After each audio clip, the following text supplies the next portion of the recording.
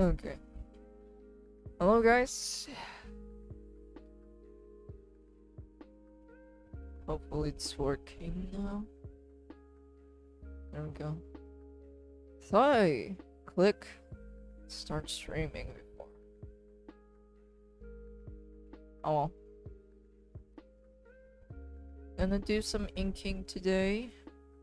And I have 0 willpower to do any sort of drawing, actually.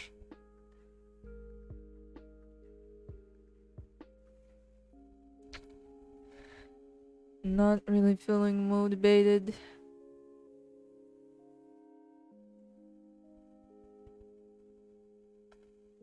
Don't really have the willpower to do any of this.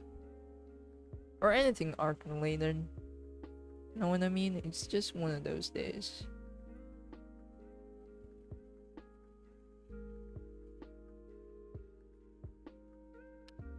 I'm gonna be doing 3 drawings today. May or may not take me a while. And do so. Let's just organize all of this.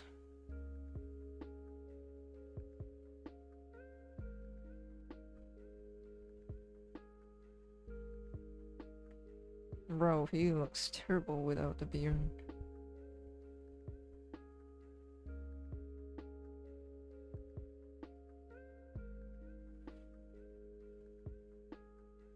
I'll fix it later.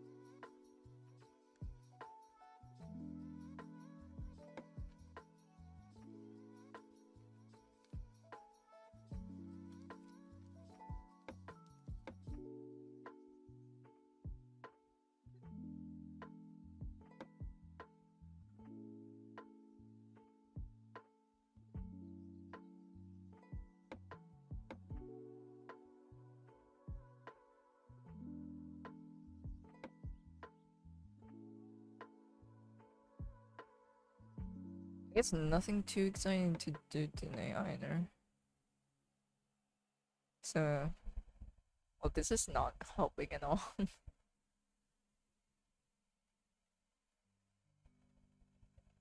Oh well, let's just get this done.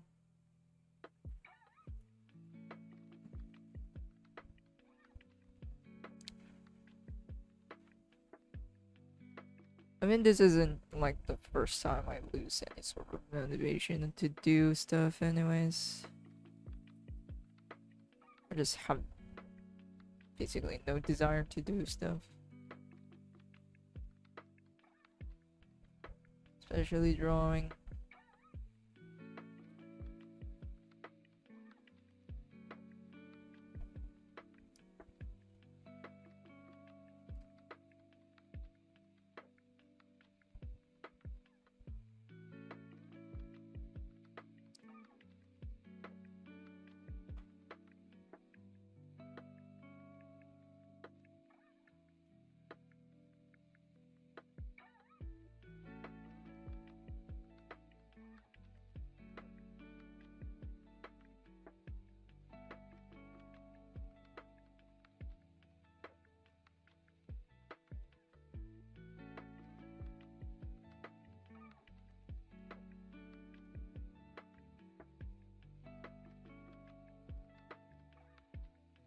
Shit.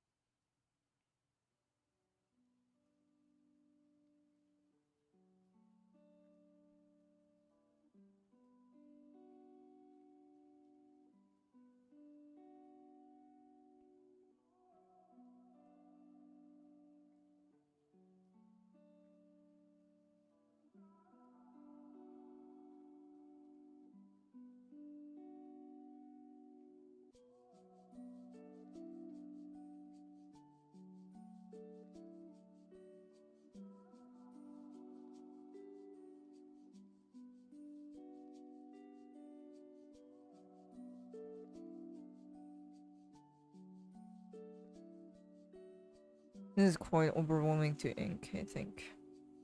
Especially with all of these lines.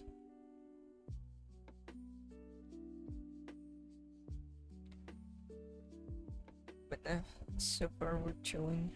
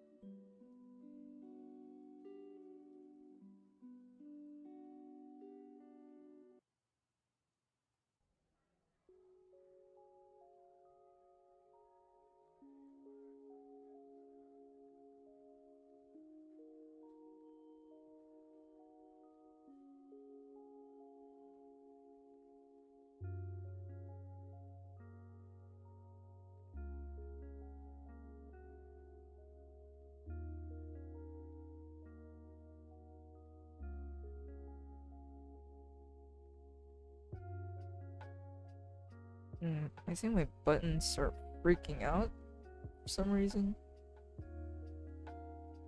Nah, it's just lagging.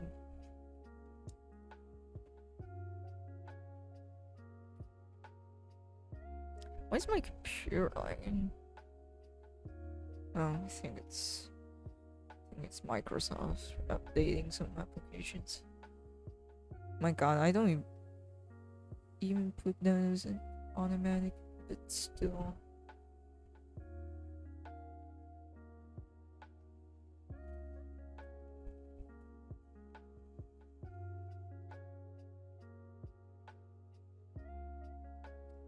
Yeah, I may not talk too much this stream.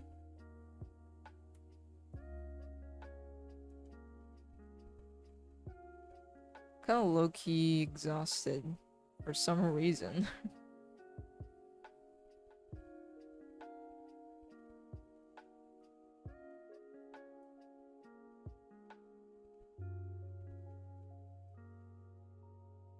I'm just relying a sliver of my willpower to just draw today. I mean, it's a good thing. There's nothing too demanding to do today. I just really need to ink all of these. And most of it is just 90% tracing. So it's basically a brain dead stream today. And I think that's good. This is good. Because I really have no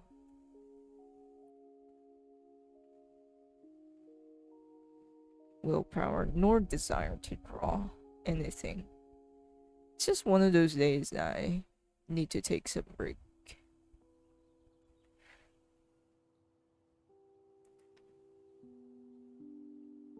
Like, for example, if I draw something or try to illustrate something today while having this sort of mood, it's a very highly guaranteed illustration that I'm not gonna like any inch of it. And that just results into frustration. It's so not worth it. If you're not in the mood to do it, just don't.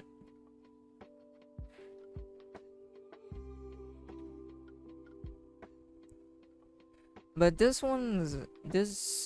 illustrations aren't really personal ones. So I just have to rely more on discipline instead of motivation, I guess.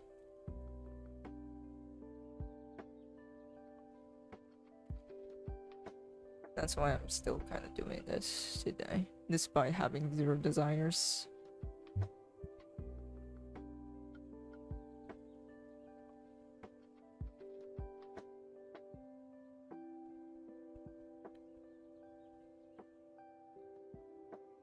I don't think it's art block though, because if it's art block, I don't think I ever experienced that. I think.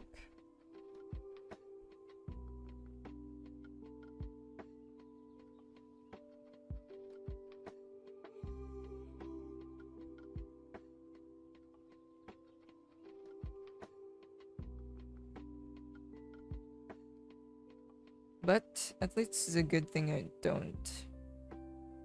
I'm not in the point of like burnout or whatever.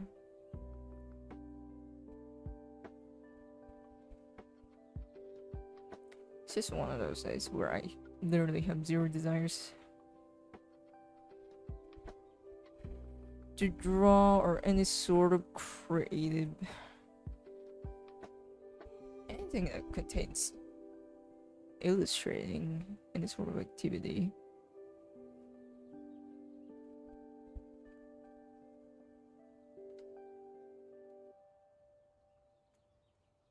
But if you still want to get things done or continue some grind or whatever when it comes to drawing, I guess you have to rely more onto discipline instead of motivation. Motivation is just way too temporary.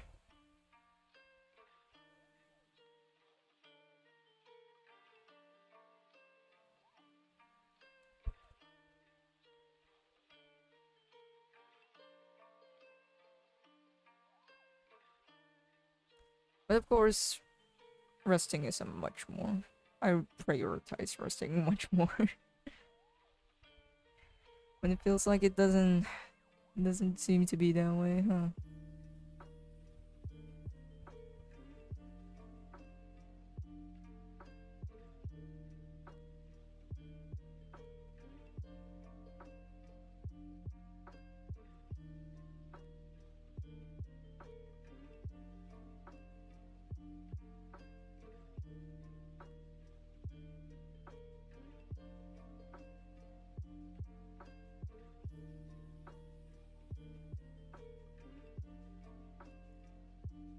Put on some GCS stuff in the background. Let me just uh, do this in silence first, just to get me in the zone for a bit.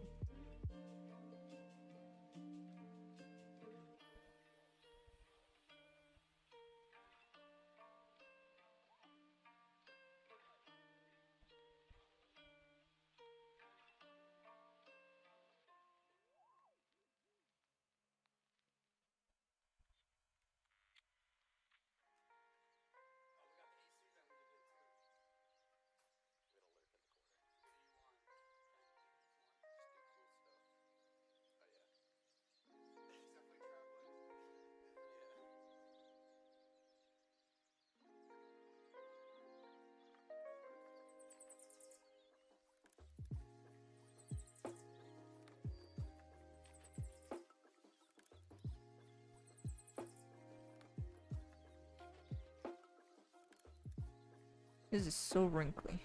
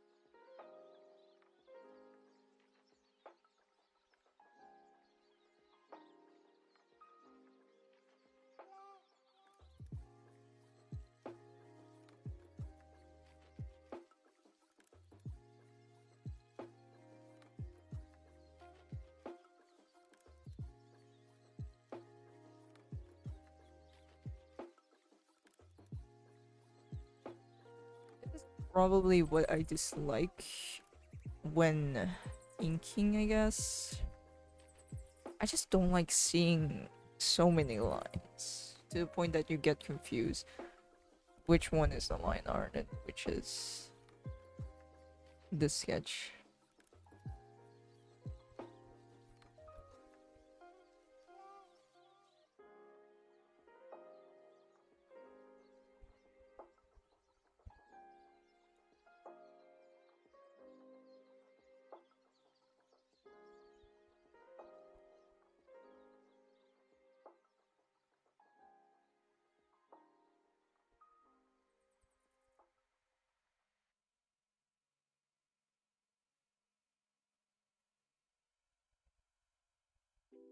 Almost 15 minutes late. Oof.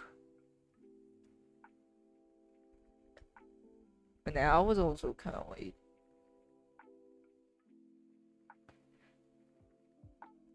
Took way too much time during lunch break.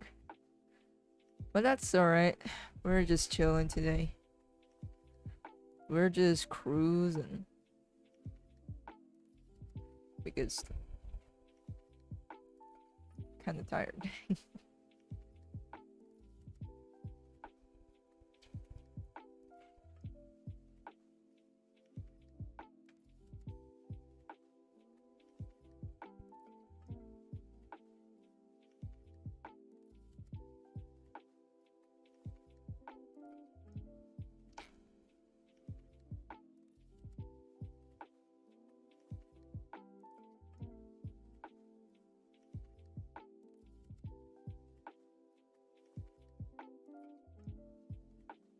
don't really do solid fills either. Or not anymore, at least.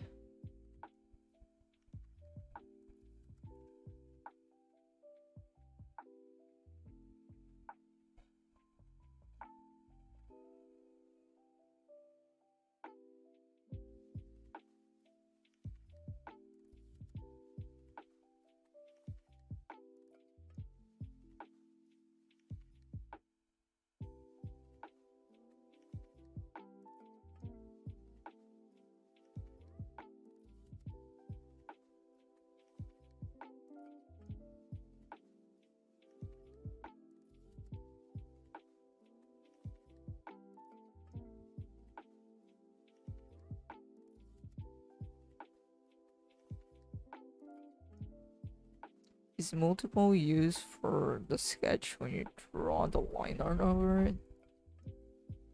You mean layer setting? Nah, everything is normal. Just lower the opacity for the sketch.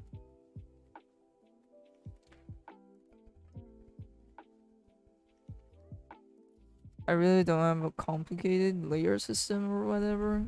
Just use folders and zonas. And there's only like 2 of them I use. Just multiply and load dodge, and that's basically it. But those are mostly used for coloring. I don't even know how fucking masking works here.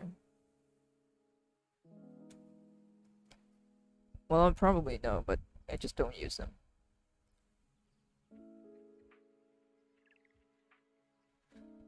For the most part, I like to keep things really simple.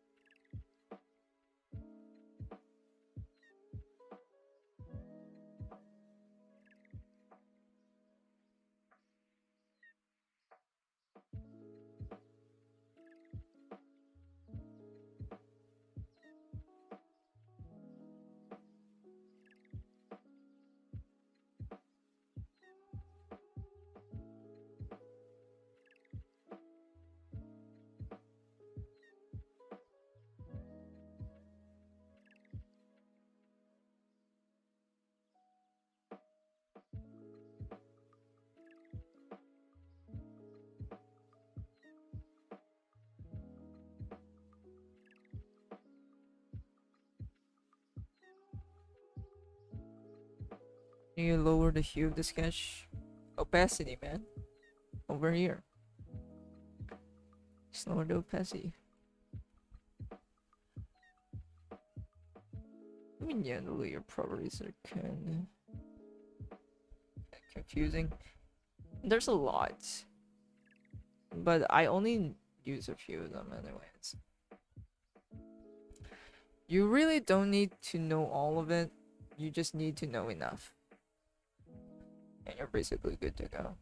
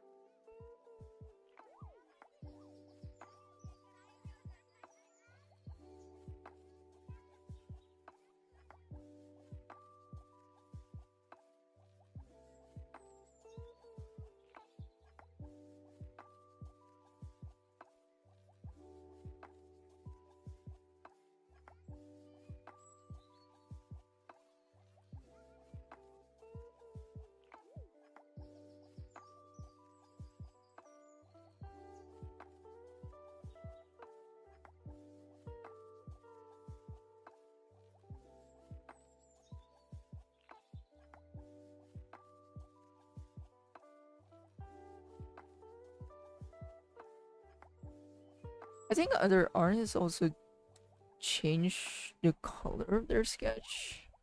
They make it blue or red sometimes. I don't do that. I mean, probably it's helpful. Actually, you can change it to any color you want, honestly. Anything that helps you distinguish the line art apart from the sketch basically helps.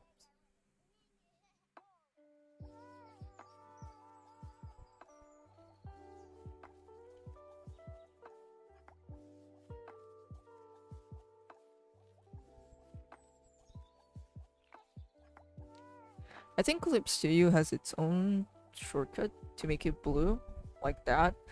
But man, that is way too saturated for me. That's why I don't use it. You just click, you just press Control B, and everything turns blue.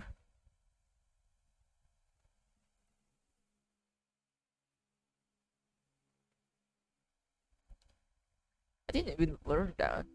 I just accidentally pressed it once, and that's where I got to know it.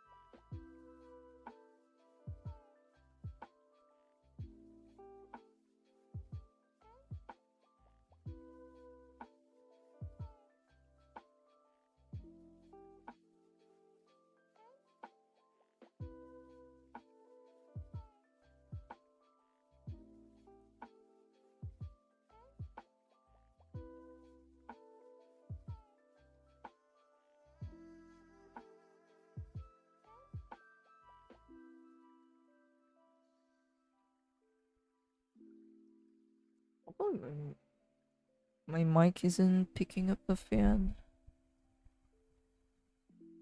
because I didn't put it on steady.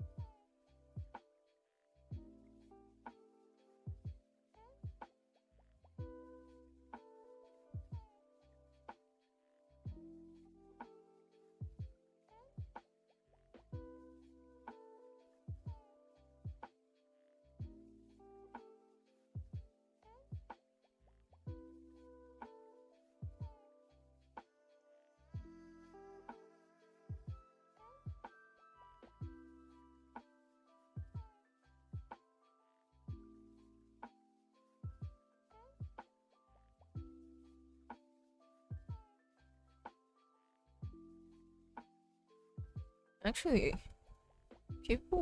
artists also do that traditionally. They use colored pencils to like for the sketch and all that.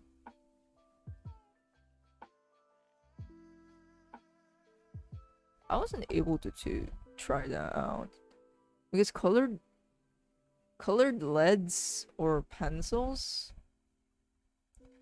mainly for sketching because colored pencils uh or common the usual color pencils aren't really that meant for sketching. Like they're dedicated ones for sketching. So they're kind of different. And those are that are like dedicated for sketching are much more easier to erase compared to like the regular ones. And they're kind of rare to find here. That's why I always. That's why I only have like the regular old gray, black pencils. Or lead. Whatever you call it.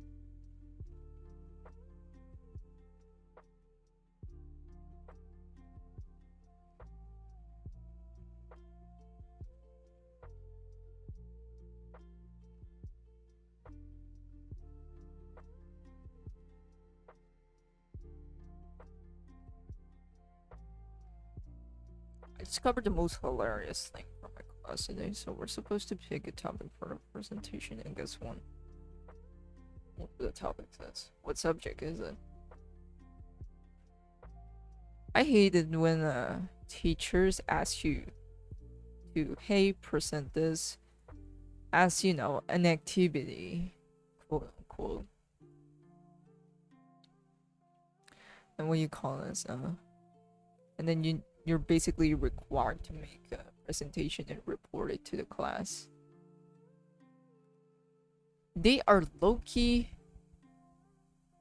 making you the one that teaches the subject instead. It's such a scammy move. I hate it.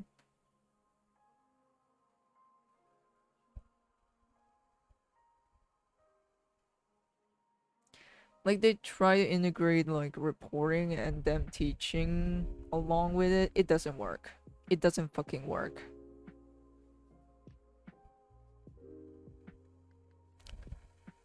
And the fact that you're making students teach, that is so bullshit, honestly. Because nobody's gonna listen. Who listens to another student's presentation?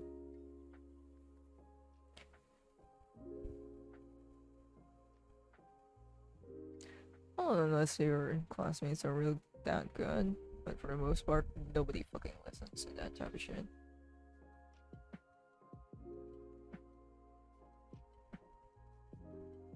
And by the end of the reporting, they just basically force us to ask questions. It's not even thought-provoking questions or, you know, regular and actual questions. They're just pretentious questions that we get to set up.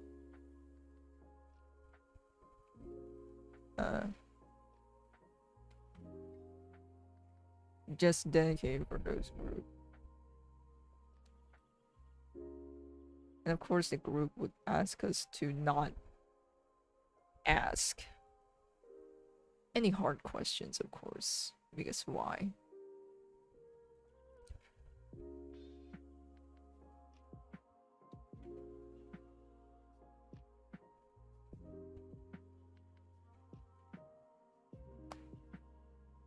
One of the topic was why Pokemon Go is bad for you.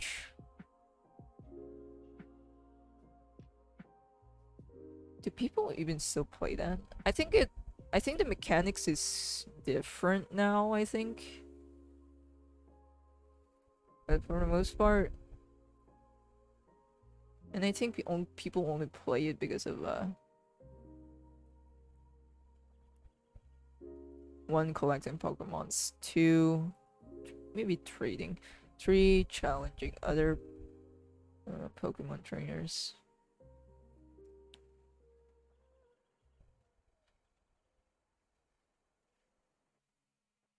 And the other one is probably because it's mobile. People will play any mobile games here.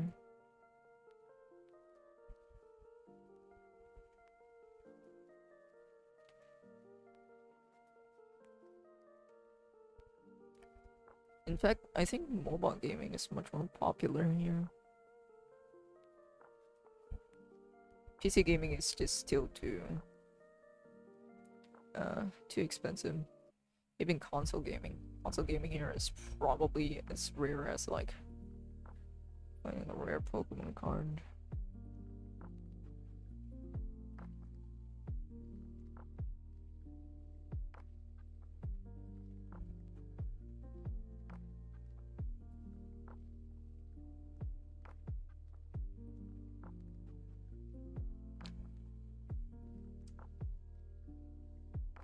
Because most of the topics,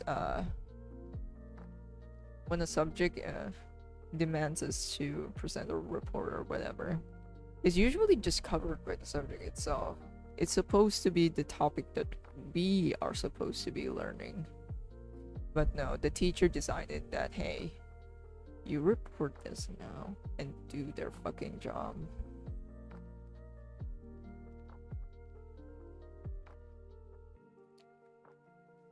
And I condemn those fucking teachers. They're probably chill as fuck as a person, but as a teacher, you're literally fucking F tier. Fucking trash.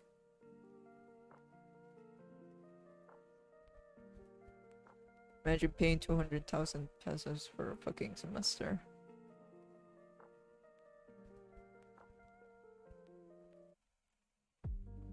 I quit Pokemon Go like 1 year ago. But the fact that my boomer professor had that as one of the topics is so it's too cool. Why Pokemon Go though? That's like the most fucking dead game that you could probably heard of.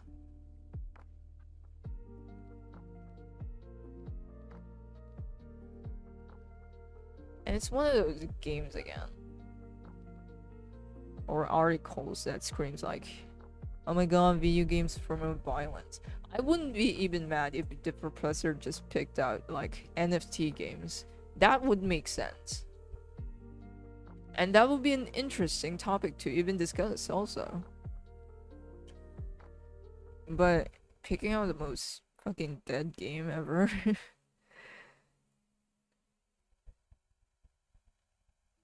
It's just so stupid, man. Seriously, after all these years, that's that's the game that they have to pick out. After all the games that come out like through the years and seasons.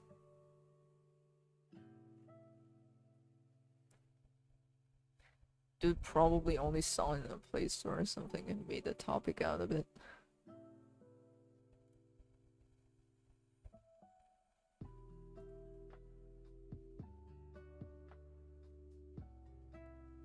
It's hair messy.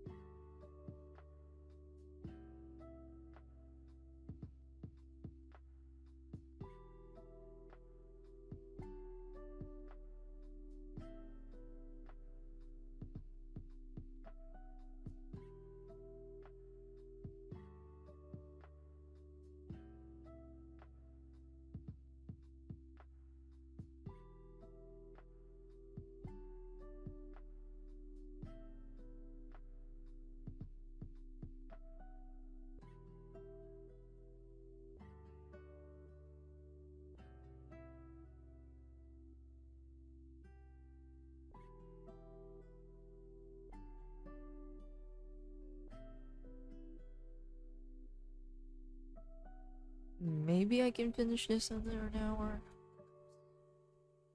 After that, I'll take a break.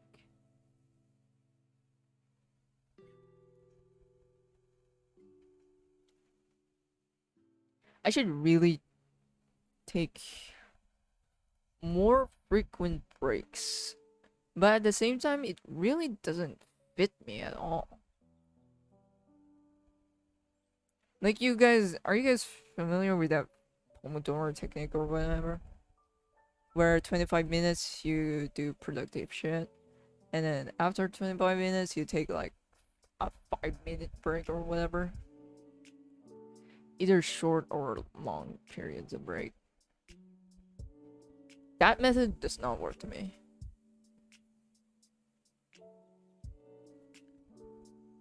But what I do discover though is that I can work a long period of time, maybe like an hour or two, and then take a longer period break. It's more like a stream of like, or more longer hour, like being in focus, because that just breaks up the flow to me. Like 25 minutes or shorter, or maybe around 30 or whatever. Basically not that long sessions or whatever. Just breaks the flow for me.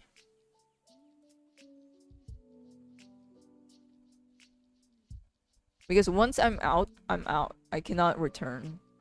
I mean, I can, but I have to force myself.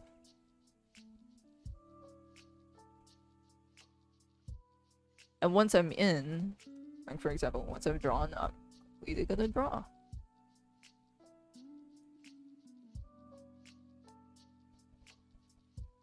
And I just do not want to break from that flow. Maybe I can get distracted here and there. I'm not really that too restricting about it. But that's exactly it. It's not as uniform, I guess, compared to like using that method. Never heard of that?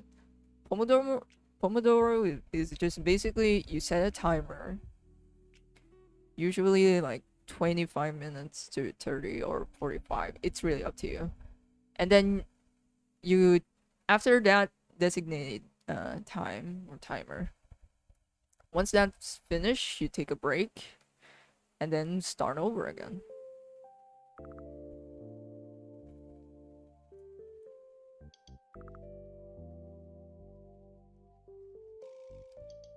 And I think it does not work for me. Like, I remember doing school projects.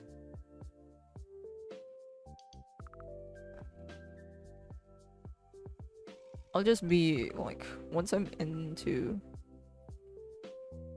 or in the middle of the progress, I guess, I would prefer it to continue instead of like taking frequent breaks. Because I know if I break away from it, I'll never come back to it. Similar to drawing. Once I'm out of it, yeah, it's gonna take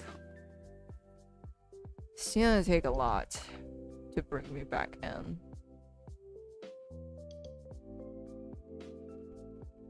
Where are you from? I'm from the Philippines.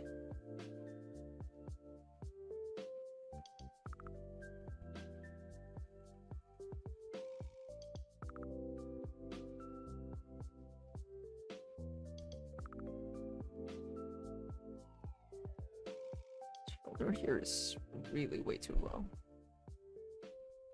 But hey, I guess that's also a thing about line art. You get to fix stuff. Get to fix stuff that you missed.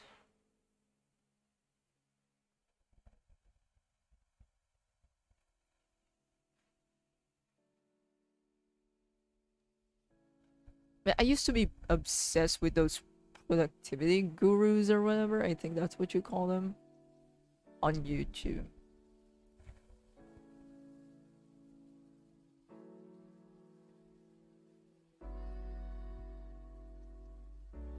And at this point, it's just a really, really saturated place on YouTube. And at this point, most of the methods or techniques that they're recommending is usually not really that helpful. And it's a good thing I got it. You call it. Got sick of it, I got tired of it. I mean, yeah, I was completely aware that I should not be taking their advice at heart, nor be implementing all of their stuff all at once. But I noticed a lot, none, not really none, but most aren't really working out for me. Some of them help, most of them are just useless. And just keep on repeating this stuff. They're just basically saying the same shit. There's so many productivity gurus out there, but some of them are probably unique. Some of them are just basically, or most of them are just basically saying the same shit.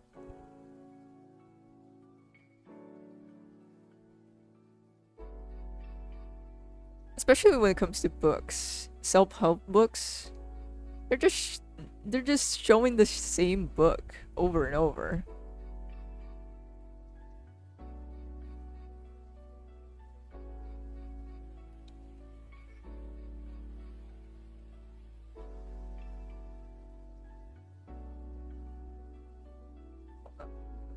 Bolts over here.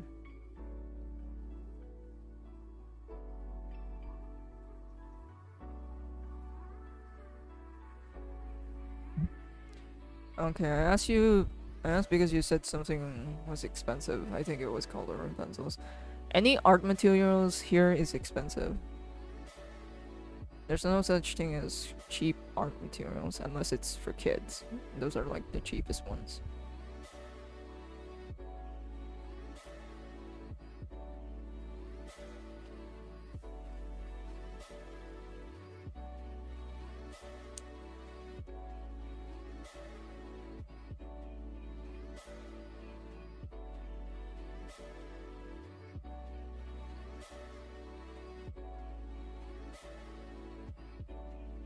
You can find cheap ones, but for the most part, I still find them expensive. And ended up not using them because, of course.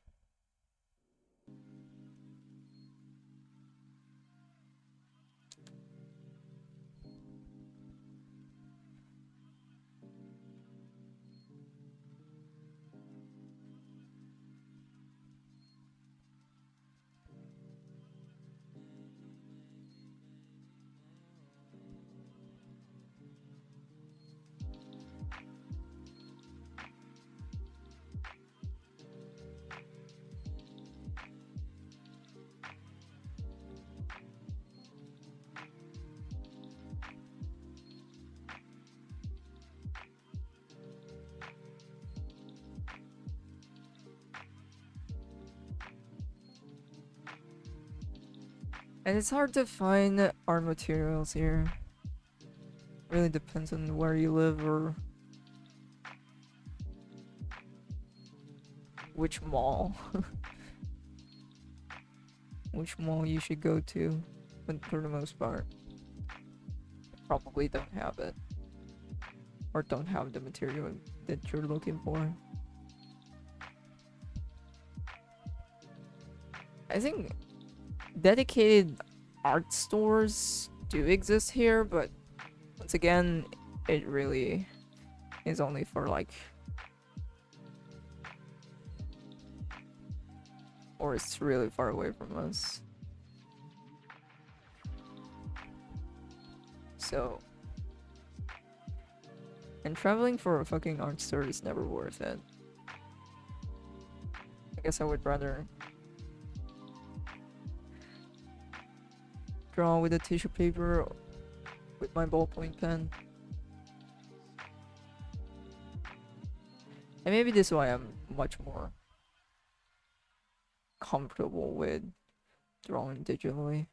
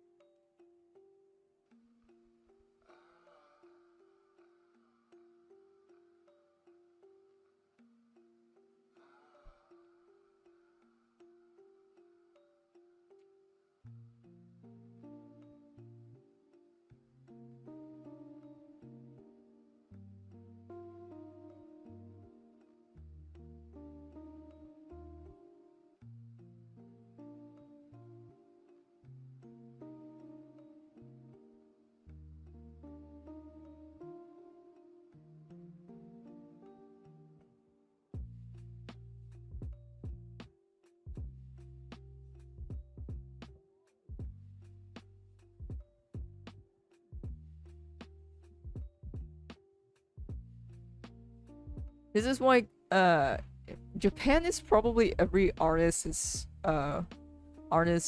wet dream to go to, because their stationery is just S tier. Their pencils, especially their pencils, and paper is also immaculate. This is why every artist are like freaking out in Japan, or their top tier places to go to, because their stationery is just so good. I think Korea also has like really good stationery. Stationery here is just, it just sucks ass.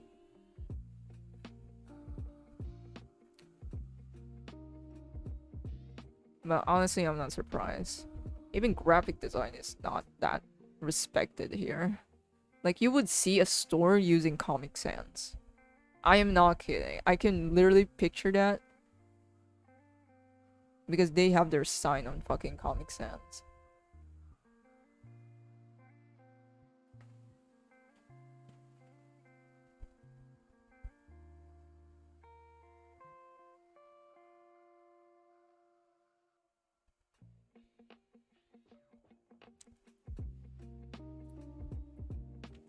I have no idea where I'd find any professional art supplies in my area.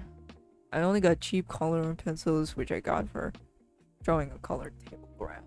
Yeah, it's just because here's the thing: there are different grades when it comes to art materials, especially traditional art. There's beginner grade or entry grade. Basically, for beginners, it's not high quality, but it's decent enough to, you know, get started and get to learn from it.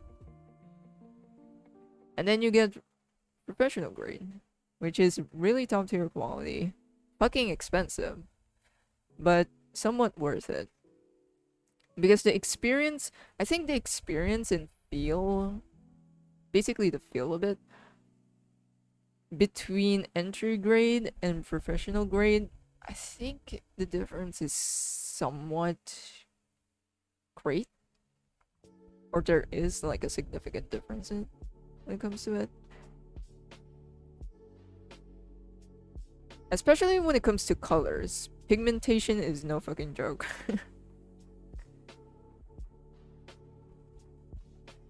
Because when it comes to beginner grade materials, pigments or colors doesn't seem to look right all the time. Or it's not literally the color that you want or you're expecting to have.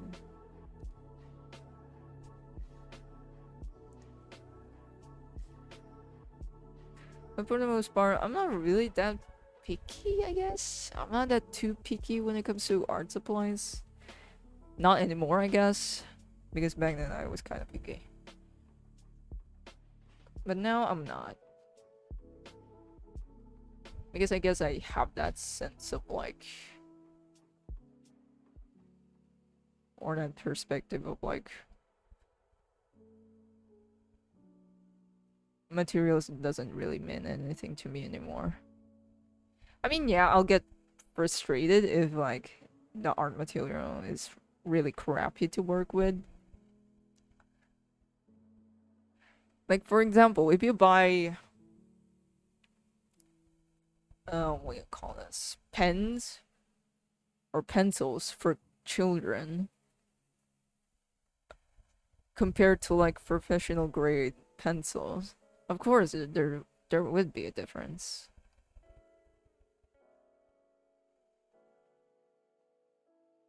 Especially on how you feel on using them. It's usually depending on your preference. That's why if you want to try them out, it's much more better to like make sure you're familiar with how they feel. And much more better to buy in store instead of online. Online is, buying art supplies online is kind of it's kind of like playing a gacha game too, for me, because you have no, especially if it's a brand you have no idea of using or haven't tried yet.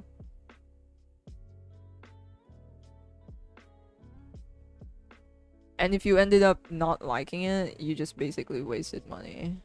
That's why it's kind of like a gacha game at this point.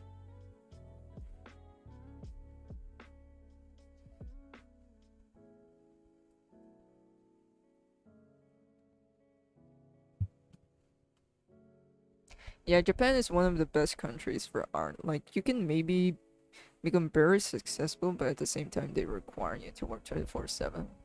With little sleep working on art. That depends, I think. There are some artists now that basically has more leisure now. But compared to back then, yeah, it's grueling. But now I think it's improving. I mean, it's not completely better, but it is going somewhere. And I guess it's just mentality and culture, man. Culture depicts everything. It depicts your behavior, it depicts your identity. Culture is literally your fucking dictator of life or of your identity.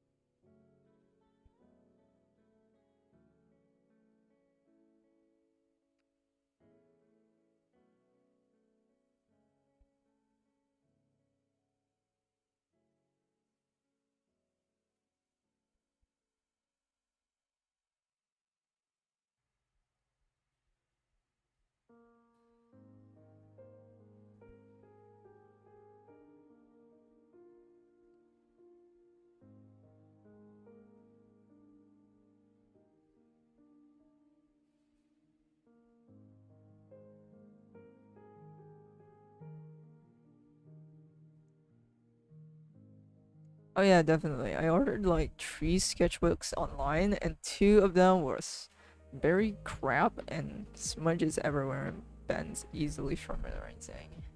Yeah, this is why ordering supplies online is such a 50-50, man. You're kind of like betting your money there.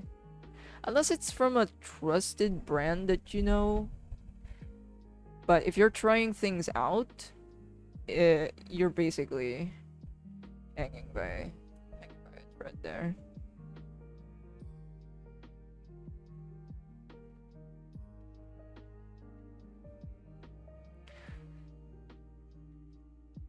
And probably, I mean, I bought some pens online, but I haven't really even considered them as art supplies.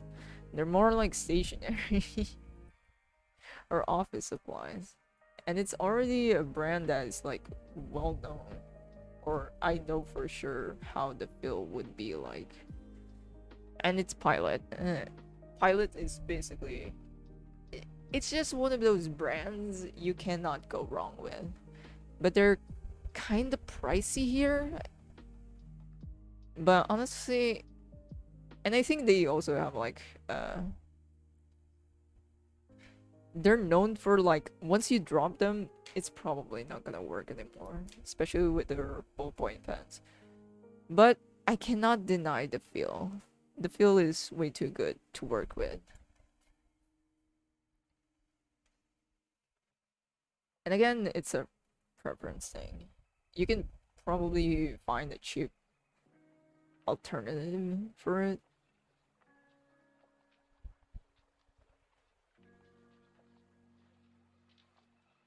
But once again, it's really up to the preference.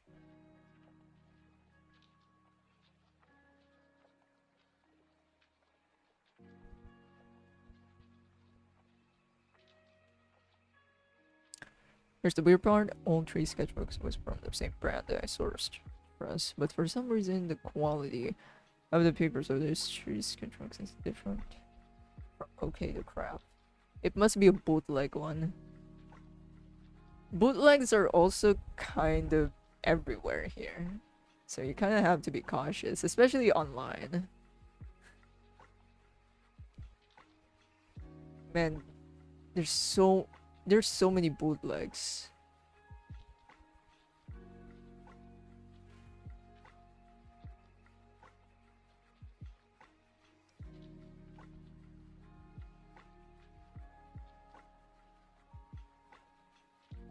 Like I remember buying a fountain pen and it was so fucking terrible to use. I have to give it away so I can not face it anymore or see it anymore.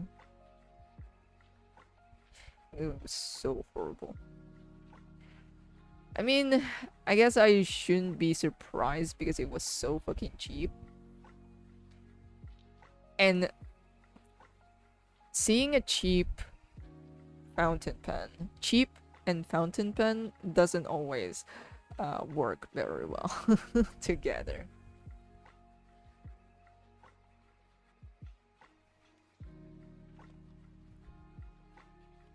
Or maybe I'm just not really that into fountain pens. I thought I would be into them, but I ended up going with the ballpoint pen instead.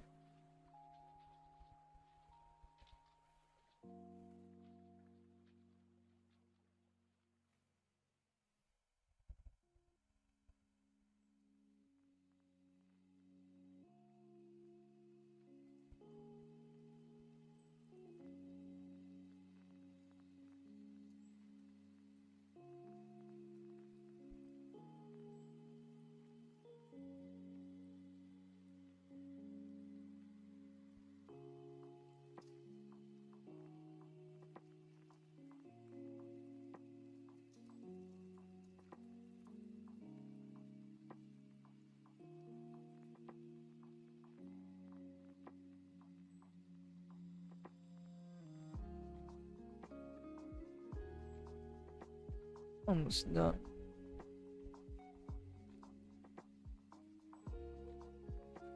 But yeah, just be cautious of buying things online, as always.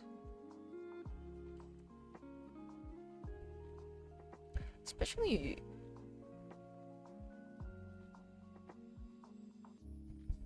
there's a lot of scams going on, especially here.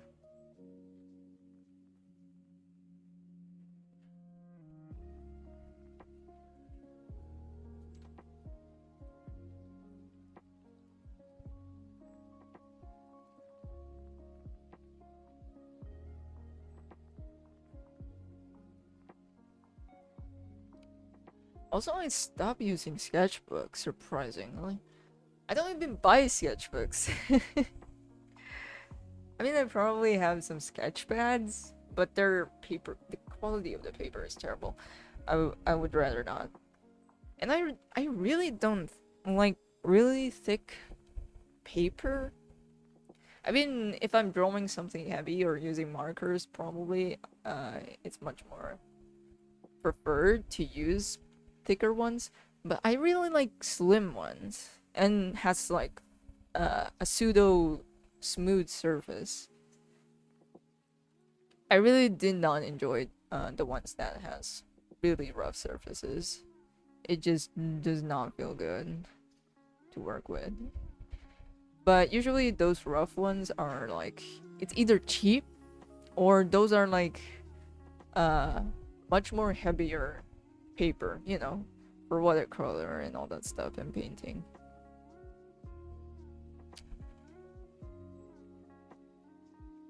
Printer paper always like yeah. Printer paper is enough for me. And honestly I prefer it. And most of my sketchbooks, they're more like pocket notebooks. And I only made them. It's like a bunch of printer paper, a bunch of sheets of printer paper that I just cut into smaller pieces and then fold and then glue them in order to bind them. And then there you have it. A homemade homemade sketchbook because I think I was really into book binding back then, so I get to learn a few methods and stuff on how to make notebooks. And now I don't use them anymore. I don't use any sketchbooks anymore. I don't do those stuff anymore. I do keep a notebook, a pocket notebook, but I may only sketch or do some really, really rough drafts. They're more like notes, to be honest. Anyways, let me take a quick bathroom break. BRB.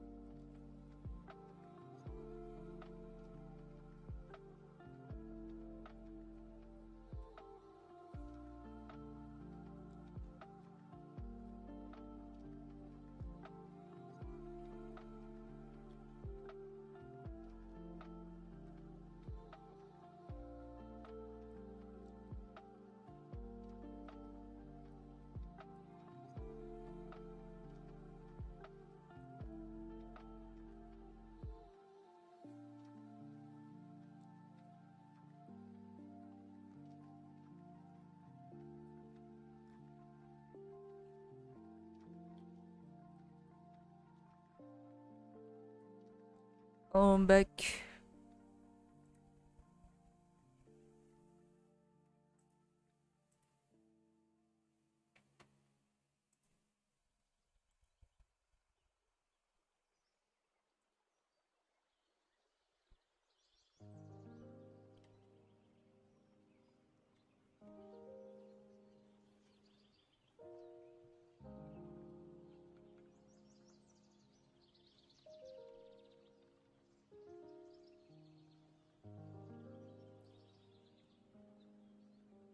Time for the next one.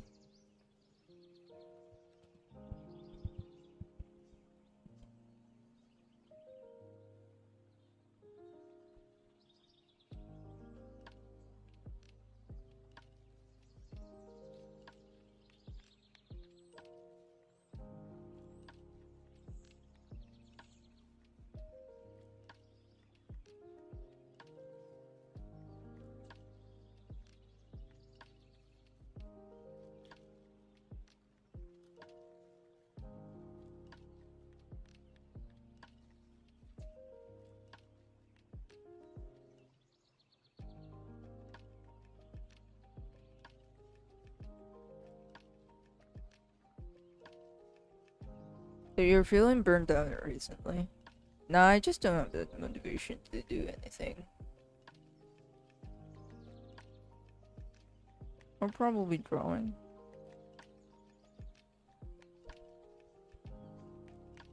Because I feel I was burnt out, I would definitely not be able to do this.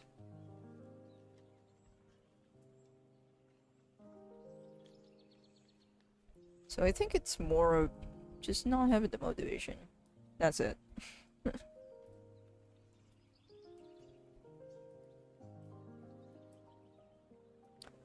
Now, honestly, this is nothing new. Just give me a few days of rest and I'll be back. That's it.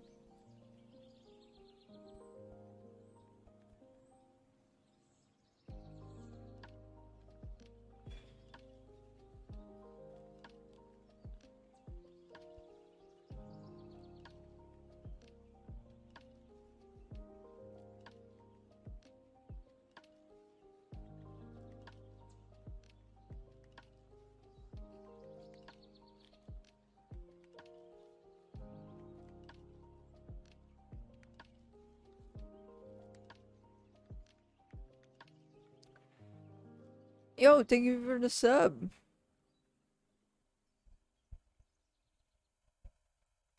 Do you have any stories in you? What does that mean?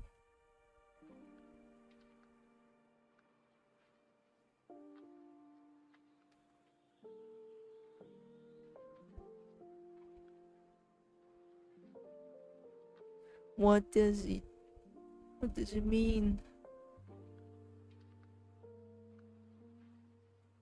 Oh yeah, I think Pinocchio came out. And people, of course, people are gonna rant about it.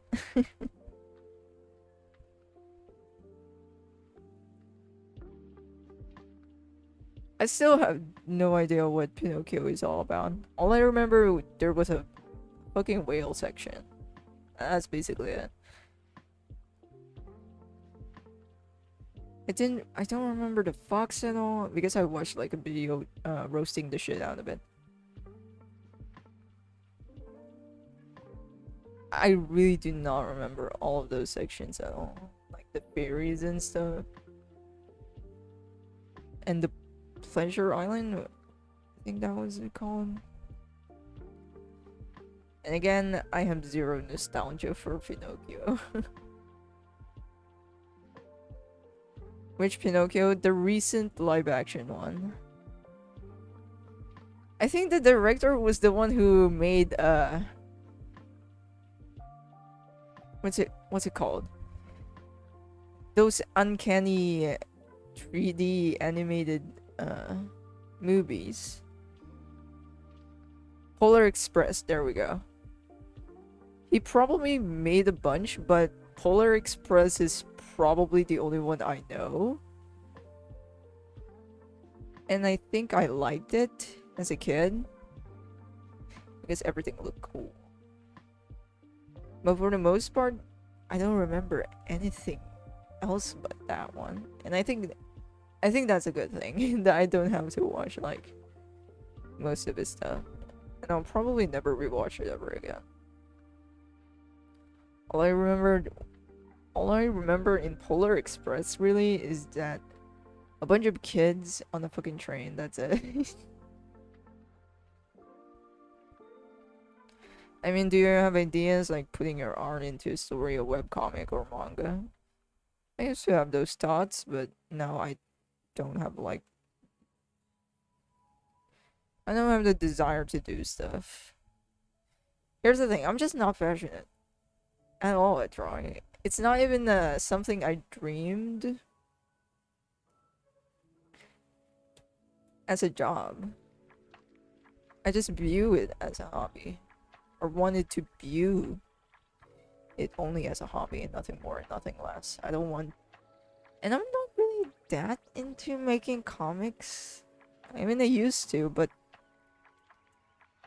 as I grow up, I don't enjoy it. I don't enjoy making it at all. Making stories probably out my head. But drawing it, putting them into paper, nah.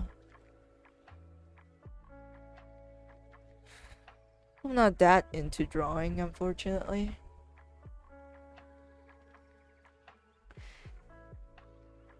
And I'm more like... I mean, yeah, I do enjoy reading. Reading webcomics and manga. I think more onto webtoons or manhwa. The stuff that comes up at webtoon is... I don't think I'm really super into it. But the stuff that comes out of Lezen or manhwas, a few of them was good. But that's probably because I only like the art. I mean, some of the stories were good, but for the most part, it's really not that deep or thought-provoking, I guess. Or the most stuff that comes out of from that section or that medium.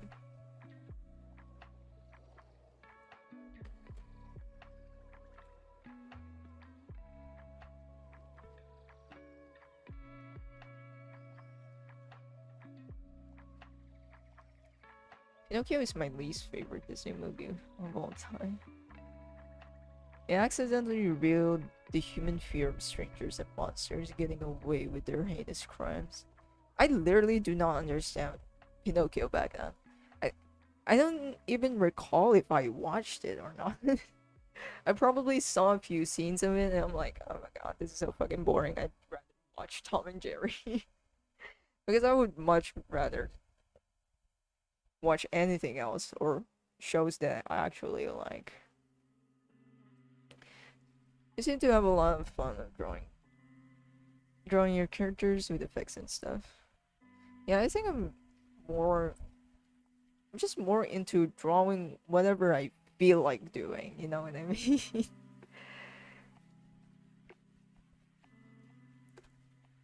I guess effects is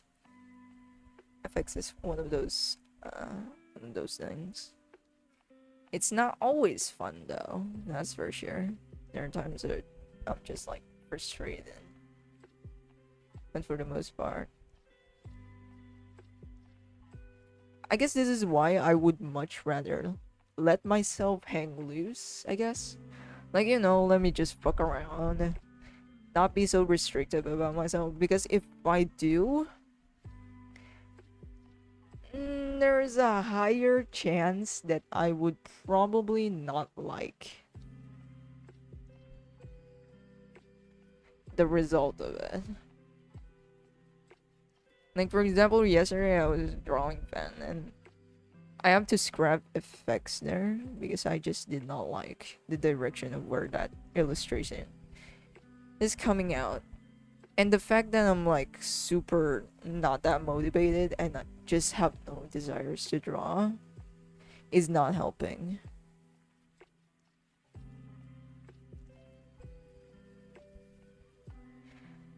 And I guess it's just a matter of my mood.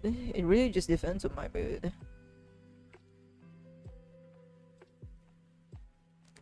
And that Coachman taking kids to Pleasure Island is pure nightmare.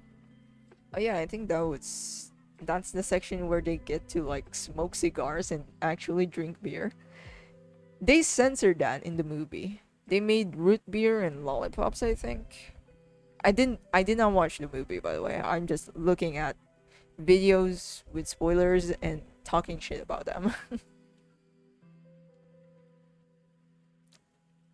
And honestly, I think those type of review videos is much more entertaining. And that's just doesn't that just ruins the message of the movie? Man, that is so stupid.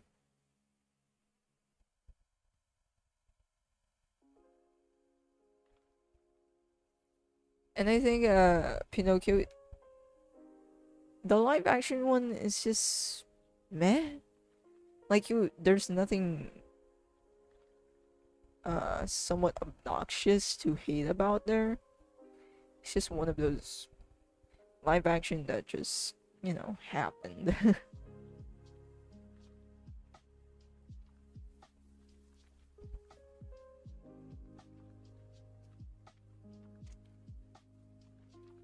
Rick Gilgamesh, remember? I have a lot of story ideas. If I had your drawing skill and speed, I'd draw mind-bogglingly slow. I would definitely flesh it out.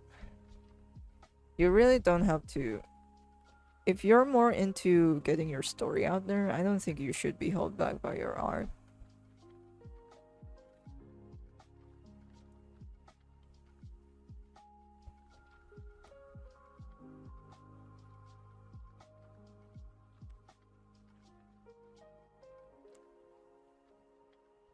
Pinocchio is the only Disney film that had none of the villains got punished in any way. They originally were going to have a villain to get arrested, but was cut for time. Funny thing is, during the time Pinocchio was made, America made a law that had the children films not have any villain getting away with their crimes. That is one weird ass law. So it is rather strange that out of all the villains that got away, is a children kidnapper and donkey saver. I I mean, most governments do have restrictive stuff when it comes to medium and all that, but that one was weird. But I guess it's because it's a children's uh or a medium that is dedicated for children. Maybe that's why they're much more restrictive.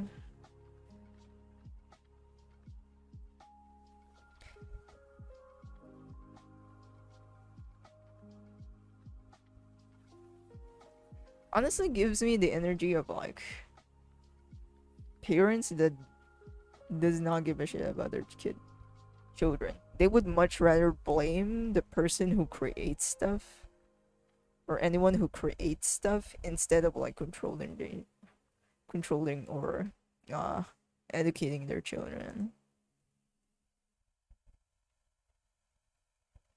I think I hate those the most.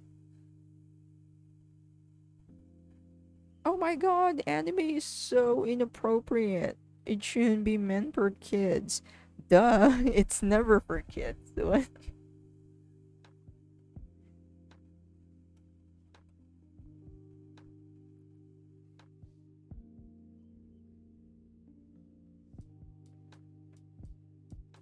I think it's kind of like a crossbreed of Karen energy and boomer mentality. That it's that type of energy. The worst breed of all time. That's for sure. Man, that must be a nightmare, people. Being a Karen and a boomer. I think most Karens are like boomers anyway.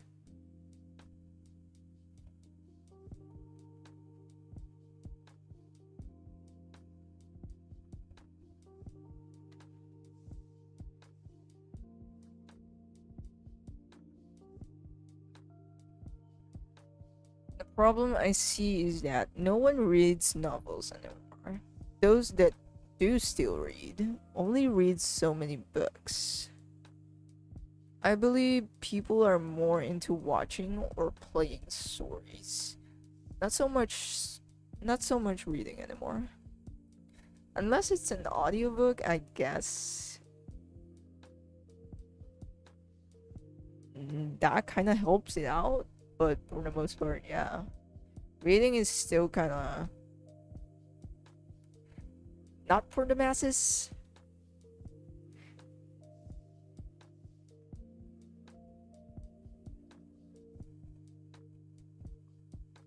And again, watching stuff, I guess it's much more accessible, I think.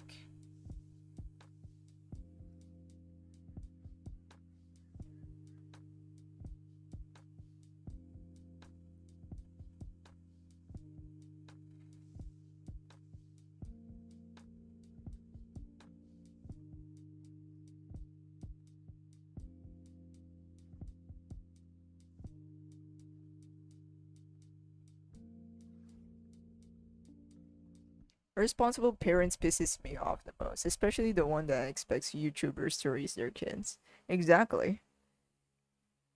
They're really going ham on YouTube at that time. I'm like, they're like, I think they probably saw like a few YouTubers that just basically dislikes them, dislikes how they behave and all that, and they were all pitchforks and torches and shit over at YouTube, despite it's really not YouTube's responsibility to do so. But hey, the MCA, I think, got the hands to them.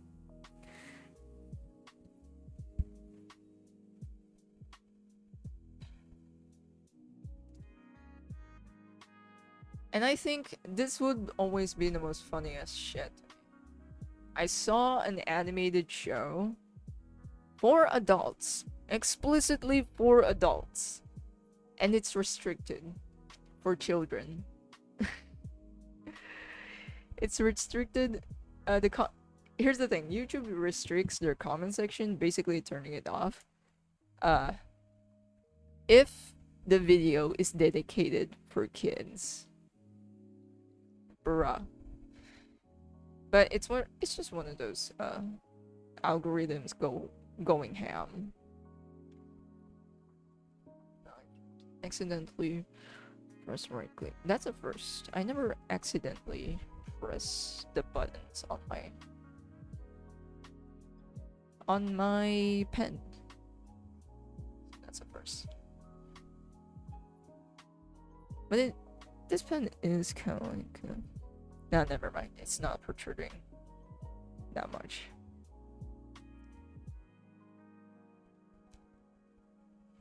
My anxiety and lack of attention span prevents me from reading as much as I used to. I think a lot of people feel the same way. Same.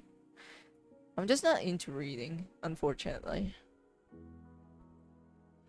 If I saw a book and it doesn't have pictures on them, I'm like, nah. I just much prefer visual cues. I think that's also one of the reasons why I learned how to draw. I'm not that good at communicating. I'm not that good at writing either.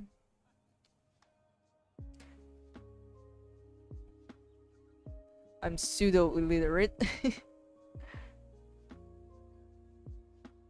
So I basically logic brain boogaloo 5-year-old me thought that it's much more better having the ability to visualize stuff, yeah, you know, draw them in whatever, instead of like basing out of descriptions.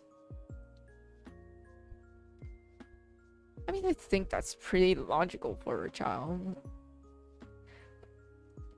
But again, that's also what really draws me back. Here's the thing. I know how to read, but I refuse to read. That's me in a nutshell back in elementary school. If I cannot see visual cues or whatever, I would not pay attention.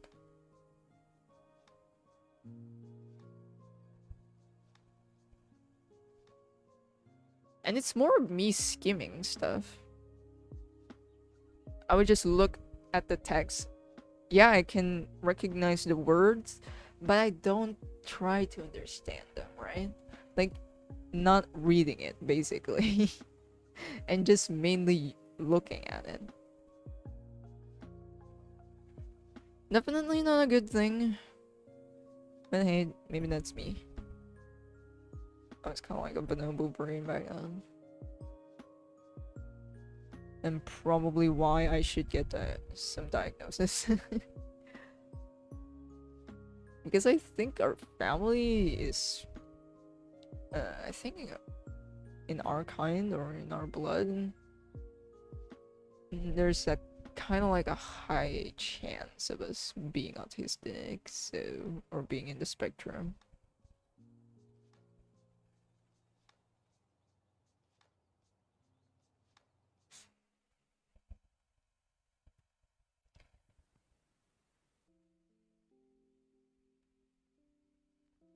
And I think I didn't start reading thoroughly until high school.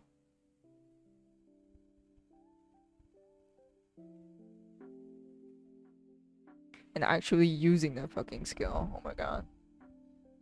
Again, I know how to read, but I never use it. I rely more on visual cues and all that stuff.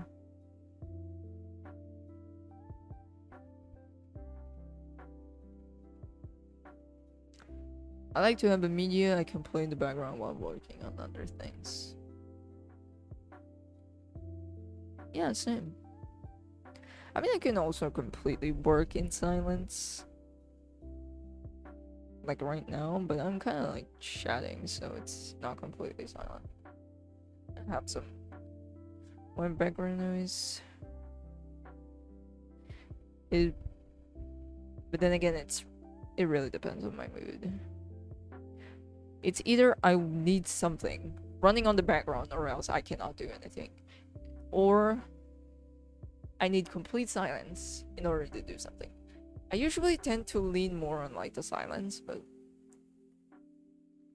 once again, it's really differs.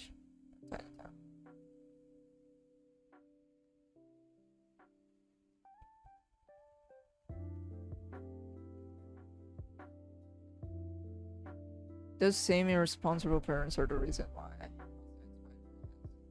Otherwise, empowering YouTube. They didn't even bother seeing what their toddlers was watching. Yeah, they just hand over the iPad and that's it. Call it a day. Parenting. Parenting 101.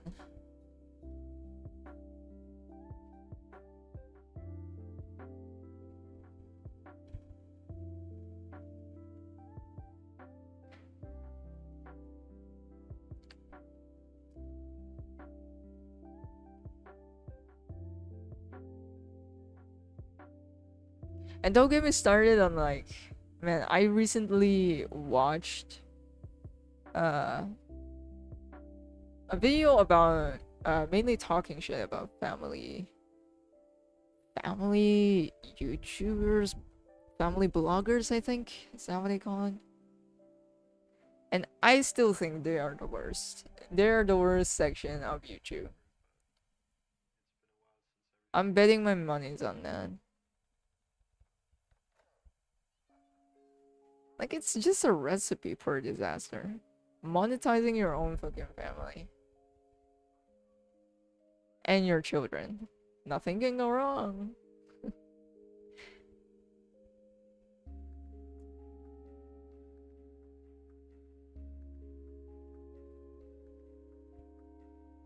And I think my sister used to be obsessed with those. Actually, not. It's more of a kid YouTuber instead of a family one. Either way, it's still kind of. It's kind of rocky.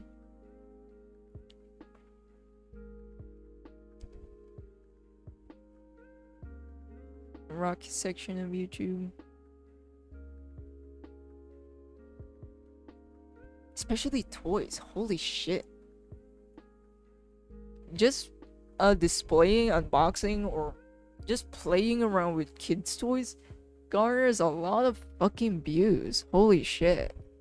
It's like one of those money making YouTube strat.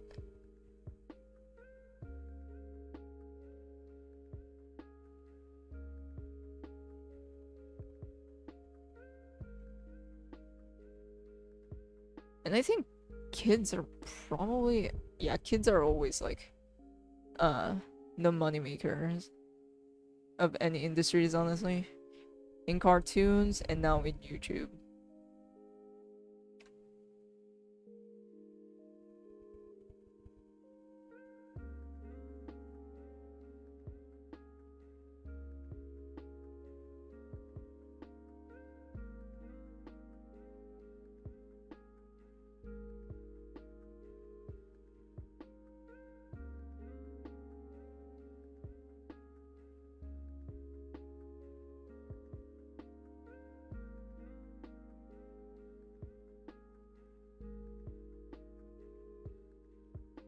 The things I view on YouTube under the music is nudes, gadget reviews, science, and history stuff.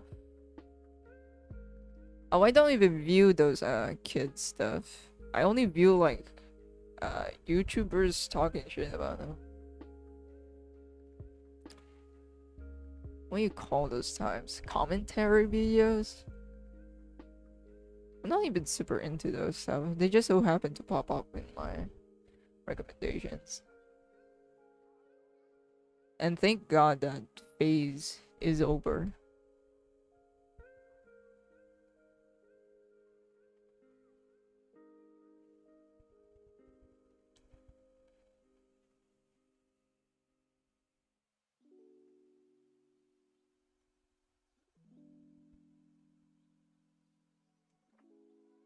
Because commentary videos are like fucking everywhere now.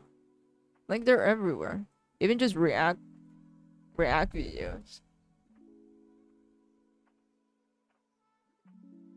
But I think that's much more prominent in Twitch, I think.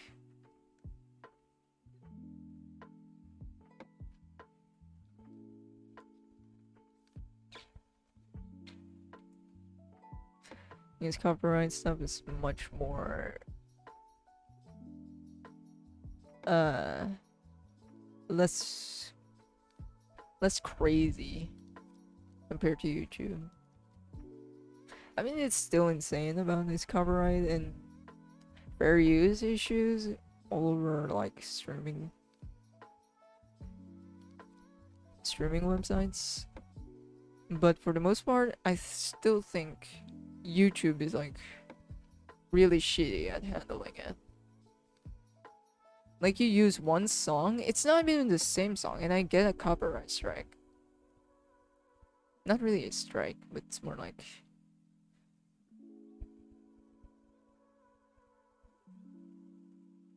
But yeah, it's kind of like...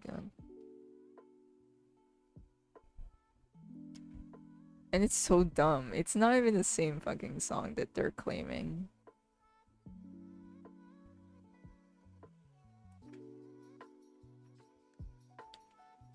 Good afternoon, welcome. Welcome to the stream, man.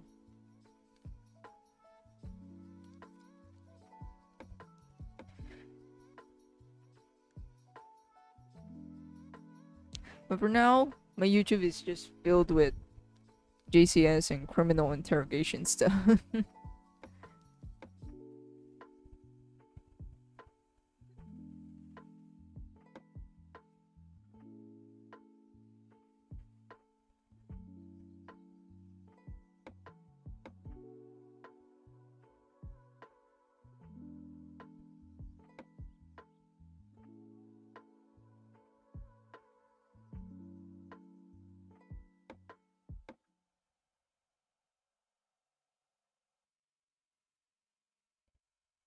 Or 3 o'clock. I'm gonna rush this, I think. So far, so good.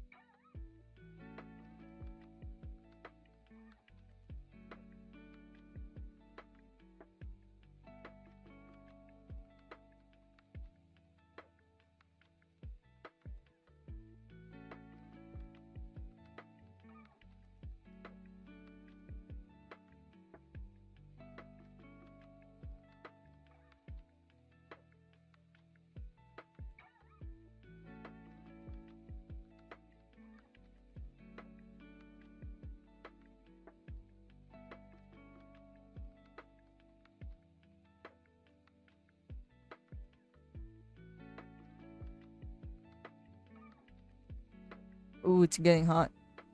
It's getting hot out. Yeah, it's bright and sunny outside.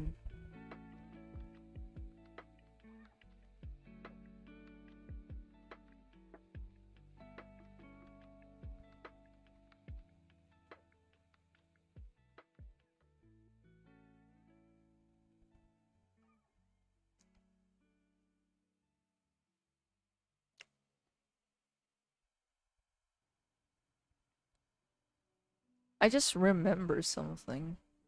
I can do this.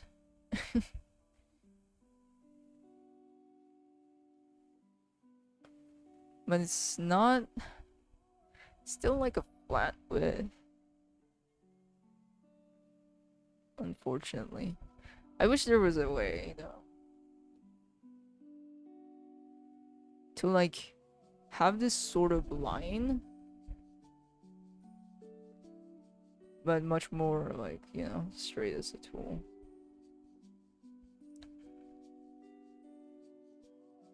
but I still have not figured that out yet. I mean, yeah, you can use a ruler for it, but I hate using rulers. Even in real life, I hate using rulers. Because you try to draw with it, and it's still not straight. I hate it.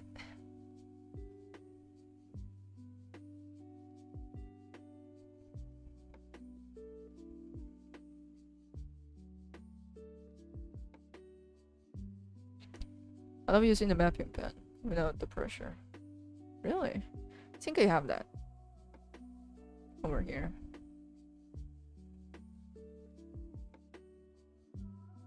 Low-key similar to mine. Oh, it's... the size is just way too big. I think this is much more smoother, right? Yeah. I use the real G pen, so it's kind of much more textured. It's also kind of like a pencil to me, if I'm like drawing really lightly. By the way, my tilt is like also enabled, so it's kind of like, it kind of looks like the opacity is low, but it's not the opacity, it's just the tilt. I think it's just the density that is that's really low. That's why it's kind of like a pencil.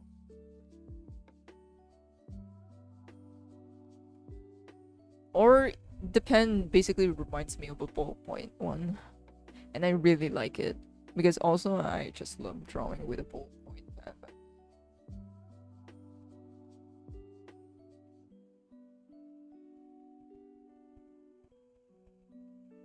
I learned something interesting. If you have learned of Samurai 8, it's Kishimu's cancelled new manga that he made after Naruto. It gives some insight in Naruto's ending, so it turns out that he was super into space sci-fi stories.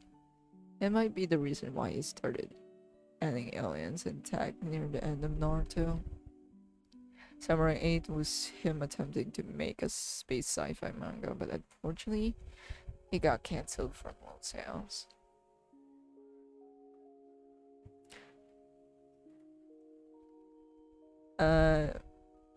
Not sure what I can input there. Because I only know Kishimoto at... Basically, I know him, or people are going around like, he sucks at making romance. And it's quite evident if you watch Naruto.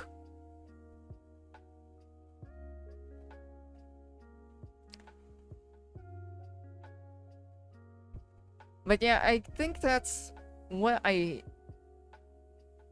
feel, or what I would probably feel also if I was like, for example, I'm creating a long running series or whatever. And if you're like,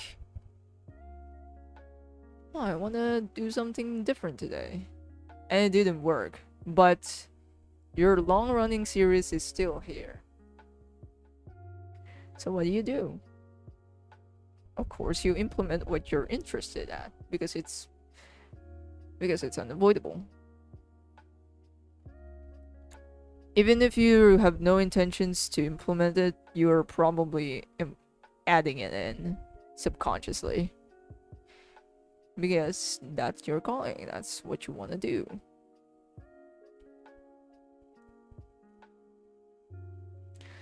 And this is why I'll probably not gonna make a manga.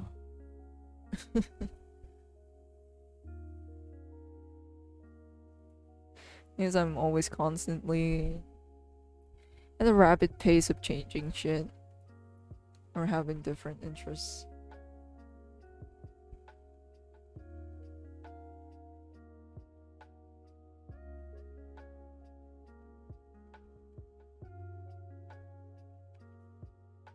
Need to add him some glasses.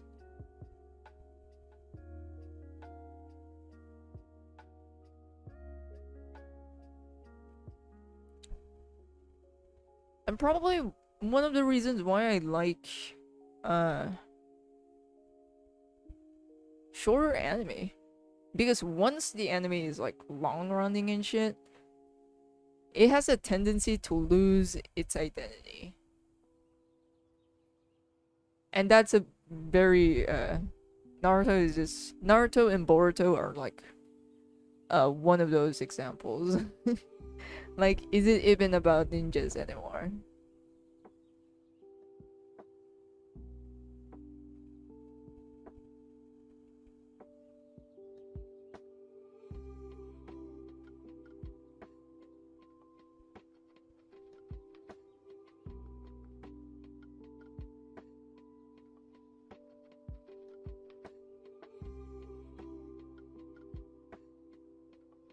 I mean, sometimes implementation can work, but for the most part, it's really hard.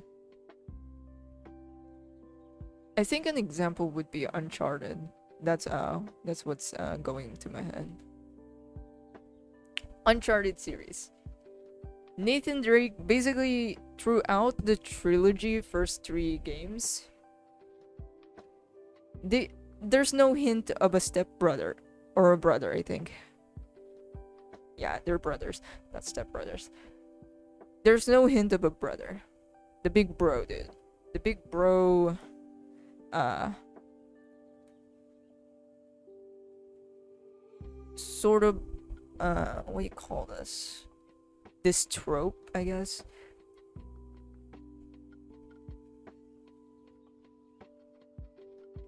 And they try to pull the long lost brother trope on the fourth one. And it was done well. It's not planned from the very beginning, but it is implemented very well.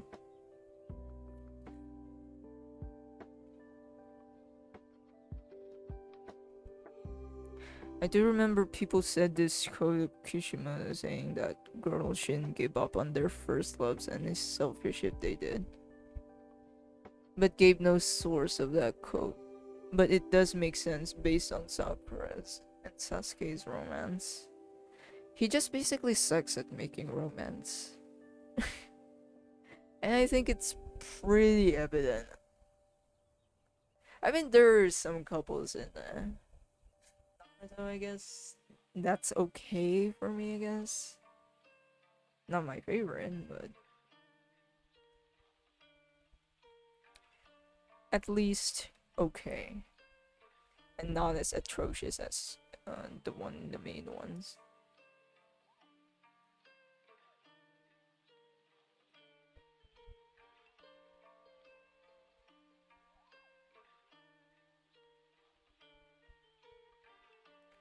Too high or too low.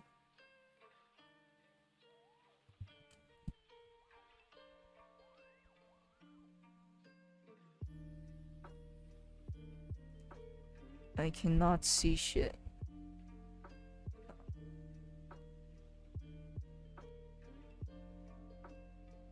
Stars over here. Need to draw the beardals.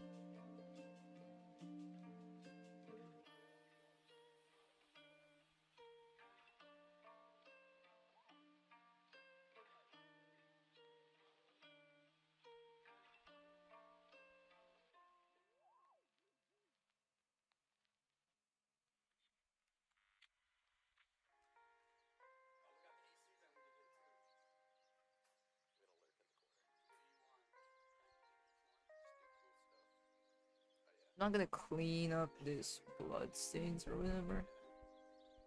That's gonna be in the coloring phase.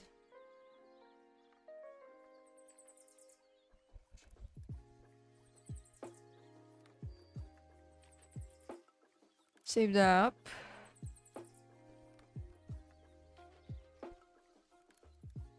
Yeah, there's some missing stuff and gaps all around. But that's it for now.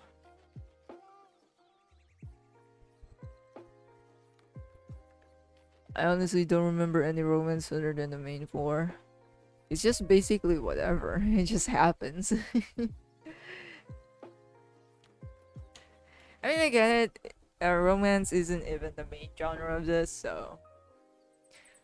But it's just done so. And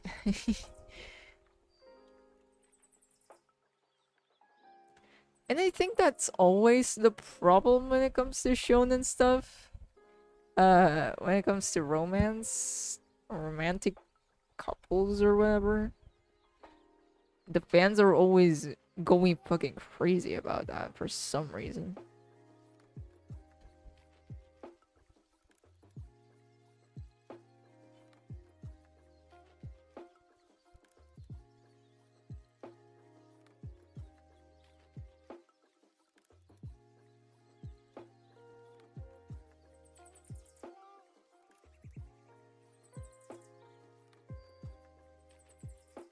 Anyways, let's take a short break a bit.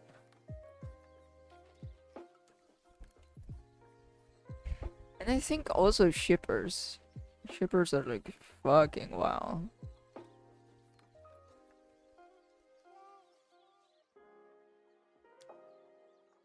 And honestly, shipping is like a spectrum. There are ones that are like, you know, wholesome. They're just vibing and whatever. They don't mind if it's canon or not. And then you have the other end where everyone is fucking insane. They would send death threats to the fucking honor. And all that shebang.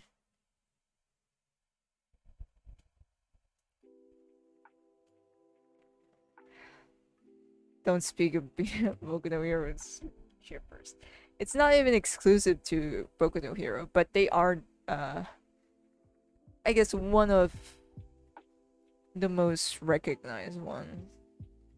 It's pretty much present to every fandom, like, as much as we want to make it impossible.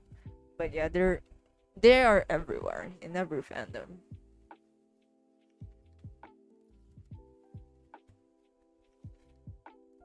And the more mainstream it gets, I guess, the more it garners an audience, the more toxic people will be.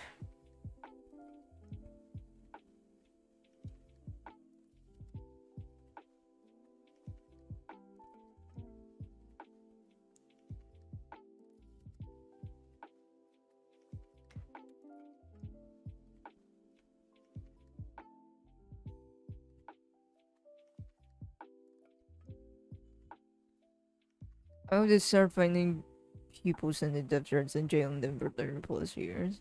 I'd love to see those cringe idiots face the consequences and cry. Yeah, especially on Twitter. Twitter's algorithm is also fucking nuts. There are people who literally threatening to fucking kill you, but they would ban you if you do like not safe for work garden or something. Or the most least problematic thing, they would ban you, and if they see and if there's like someone literally spreading misinformation and shit, they're probably not gonna ban those. And at this point, for example, if you're like in a certain fandom, I mean, yeah, it sucks there's like people, toxic ass motherfuckers out there, but for the most part, I think the way to deal with them is just not not give them attention. That's it. That's fucking it. Because they're blowing their asses off for attention. Like, it doesn't matter if it's logical or not, or what they're claiming is logical. They're gonna say the most stupidest shit ever. Just for the fucking attention. Just for the fucking clout. That's it. Despite our mainstream Demon Slayer, Black Clover, they don't have toxic shivers, which I find strange. Nah, because people are too busy shitting on them. You're not gonna see shippers from Demon Slayer or Clover because people are too busy shitting on them.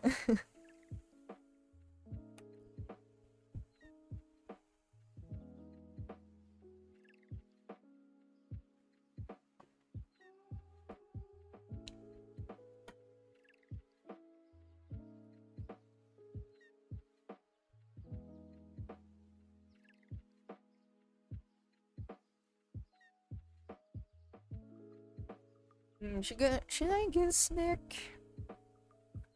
Should I just finish this one?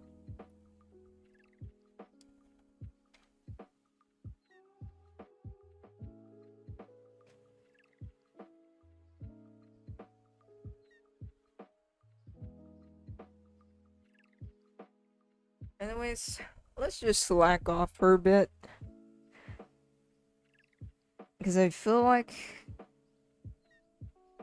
everything is becoming more and more sluggish for me. So let's just slack off for a bit. Maybe I'll wipe myself out.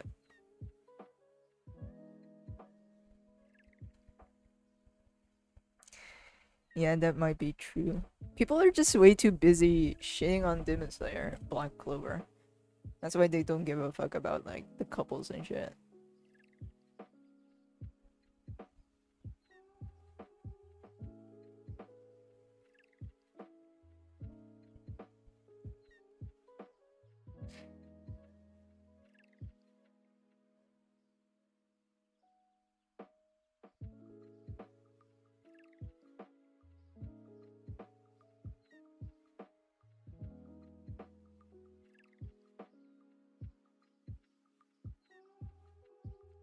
And I think those are typically the fujoshis. And basically in the end spectrum of fucking weeaboo-ness. I guess I'll call it the cringe spectrum. The most cringiest cringe fest ever. They fetishize shit. They're racist as fuck. And they fucking praise Japan for everything. Despite ignoring like the detrimental stuff or the dark side of Japan, I guess. You still plan on making a stream of you crapping on your art? I just don't know how to organize that.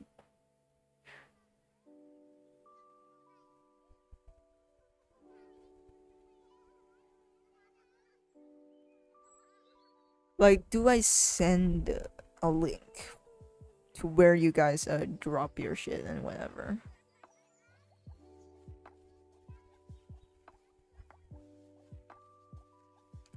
But at the same time, I don't want to share the Discord publicly because then there might be some assholes sipping through the cracks.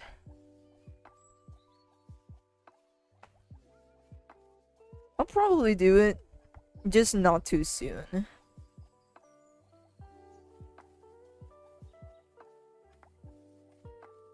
You could maybe use Discord or Twitter DMs. Oh, I am not going through my Twitter DMs. Twitter DMs is just as similar to Instagram, but much more scarier. You know what I'm saying?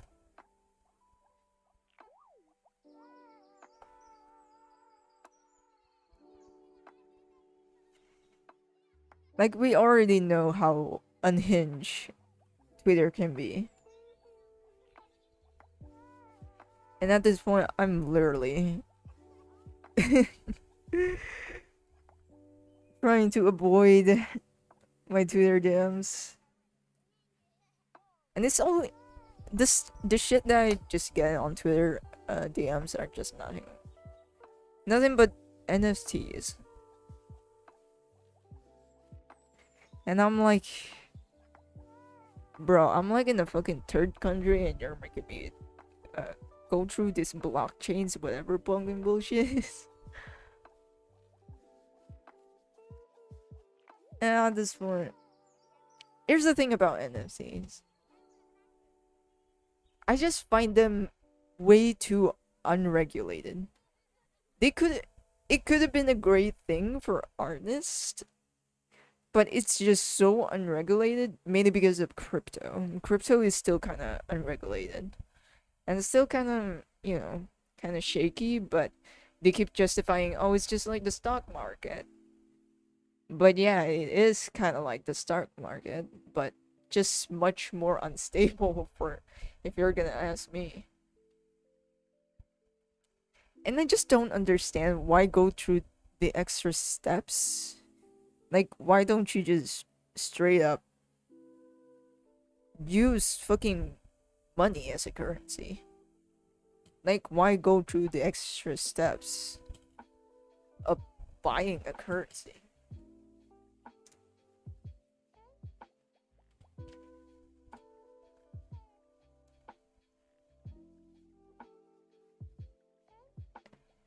And it sucks. NFT could have been great for animators, I think, because that's literally the only product, I guess, that is basically impossible to become tangible, right? But yeah, it's just way too unregulated. If it was regulated or something like that, it could have been great, but it's not. What do you plan for the 100K celebration? I really haven't thought about it, actually. I don't really celebrate shit. I could barely celebrate my own birthday.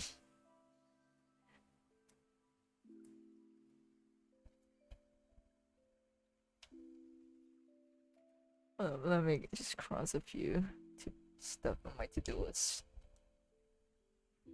But yeah, I haven't thought about it.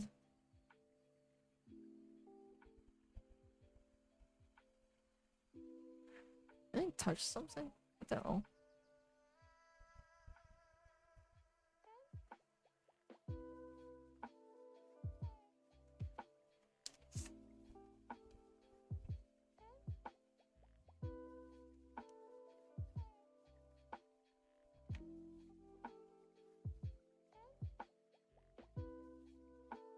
I don't use Twitter, so I can't relate.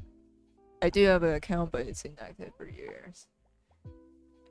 Man, Twitter is just, it just feels like stepping into like a landmine. In the field of landmines. You would either see the most wholesome shit ever, and then you'll be exposed to the most inhumane fucking shit ever. There's no in between. It's just both extremes. Have you heard of the Kevin Hart NFT show? No, I have not.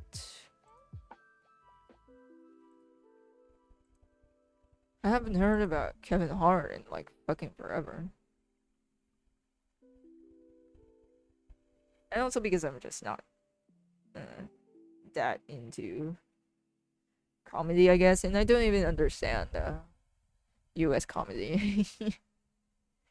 Sometimes I do, but for the most part, I don't get them. It's too American for me. But some of them are funny.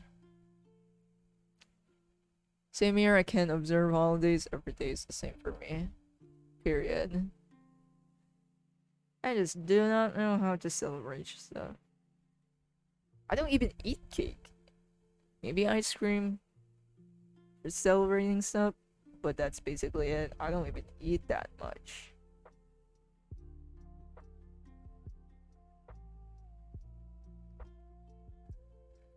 Maybe you draw this in yourself for fun? Nah. Think I'm gonna cool off from the draw this in yourself stuff.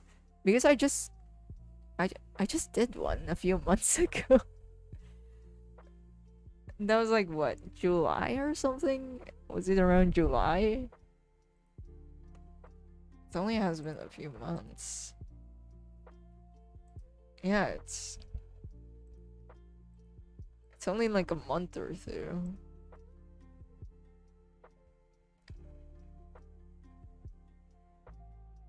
I should send you a trailer of the Kevin Hart NFT show. It looks something like food fight. Hold up, let me open my Discord. I don't always open my Discord all the time. For some reason, if I leave it open, Windows is just like going fucking ham and crazy.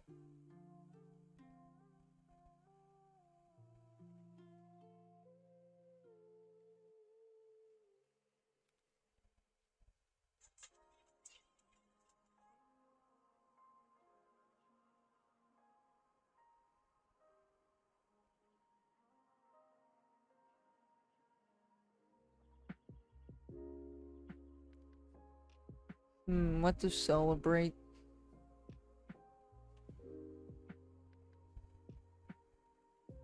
How do people even celebrate this shit? I still kind of do feel like low-key disconnected from the art community. Not really that active on Instagram either. Most part, I try to avoid it.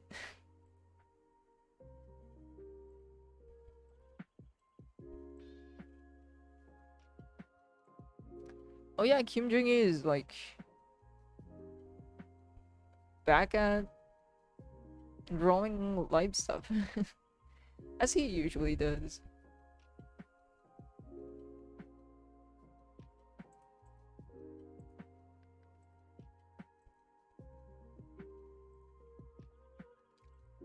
I should animate some effects. I do miss animating.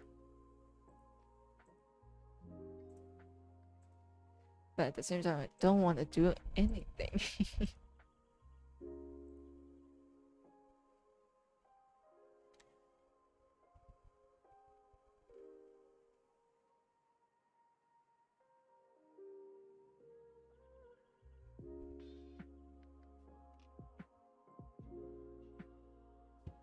How many minutes has it been? What the fuck? This looks like... God, I just remembered, what do you call that? Metaverse. Was it Metaverse? Or shit from Facebook? Why does the graphics reminds me of that? Deal. Disbelief. This is when I realized nothing will happen. This is reminds me of those NFT Island.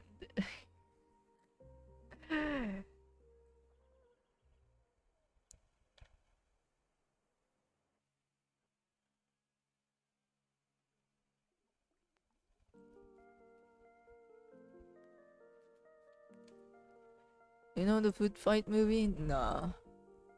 But it does remind me of Metaverse. Except the colors are much more brighter.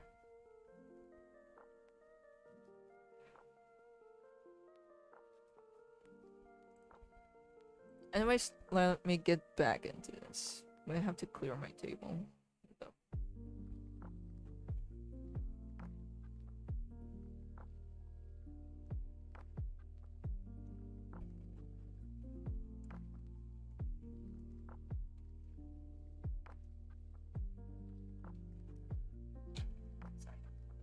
And pens and a little bit of this.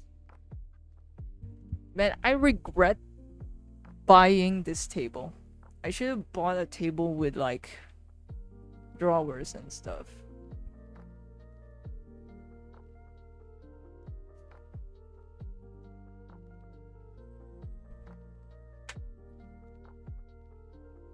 I'm sorry.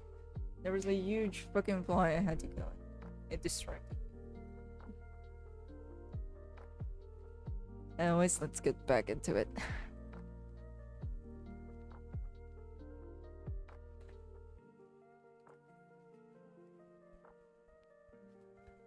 But by this strange rabbit hole of a movie, the animation is so shit.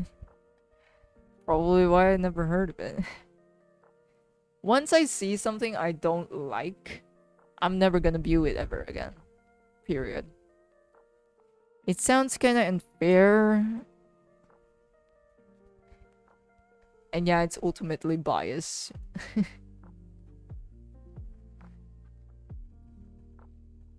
But anything that I find remotely ugly, or I just do not like looking at, I'm not gonna look at it, nor acknowledge it. Acknowledge its own existence.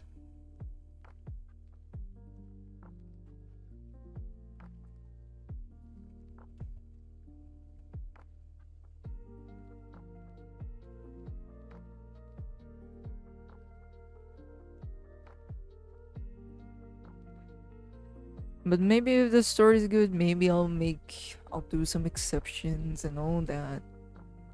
But for the most part, if I see something initially, just by looking at it and all that, and if I don't like it, I'm never gonna see it ever again. Won't bother with it at all.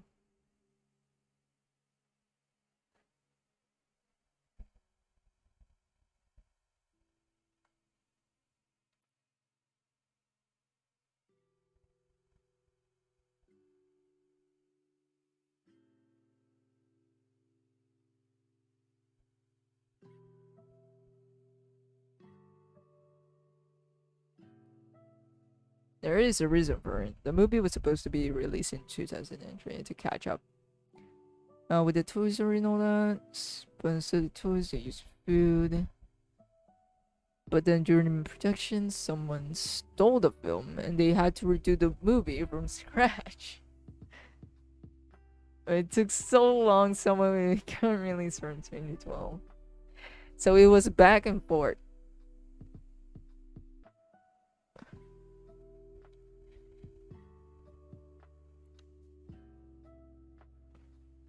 This is why NDA existed now.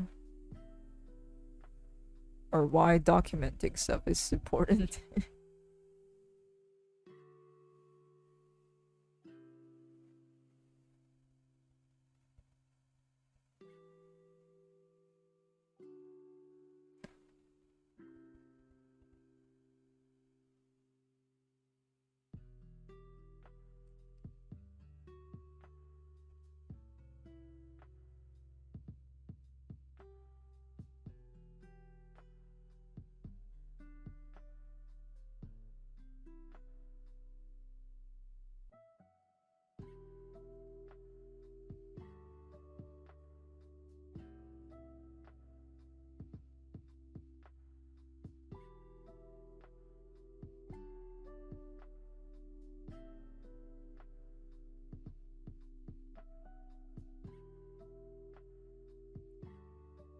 Shouldn't be really zoomed in right now. Or like this. But at this point, I don't care.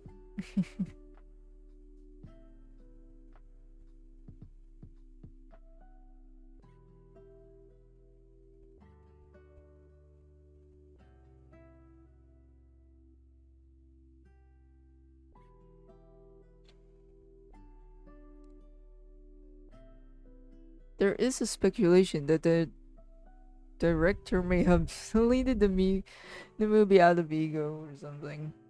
That is actually not so far-fetched.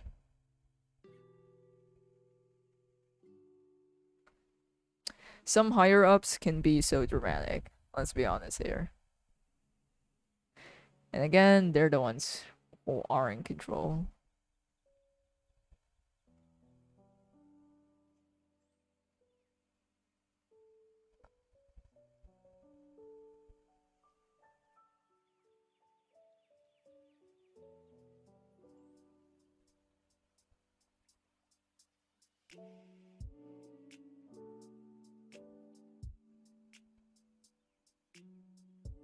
Not only did the many companies that allowed their mascots to be used in the movie pulled out during production since they realized that the movie is going to look like literal shit.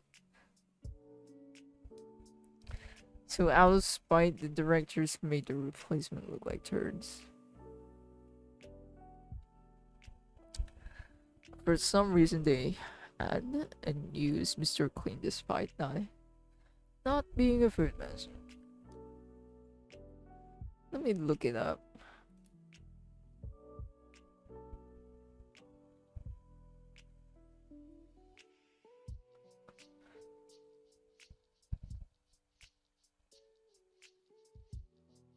Holy crap.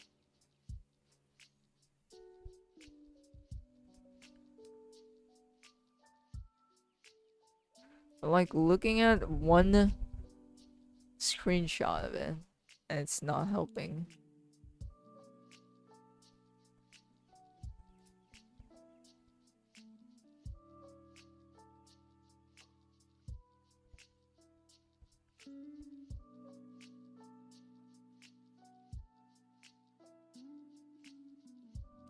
I'm more surprised that they got funding from this. I don't even want to click DeviantArt for that. No, thank you.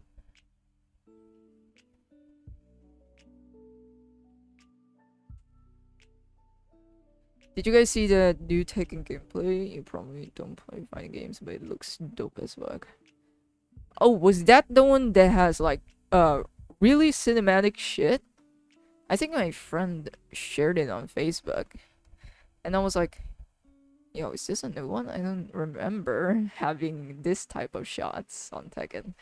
I'm not really into fighting games anymore, especially Tekken.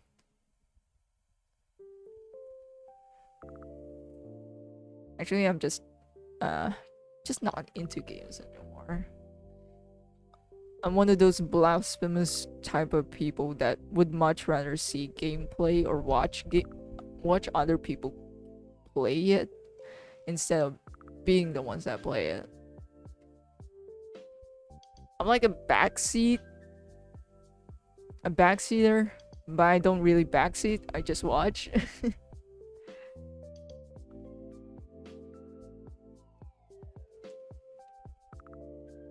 Yeah, it was cinematic, but it cut into the gameplay with the same graphics. Yeah, that one. Honestly, that's a fucking good integration of it.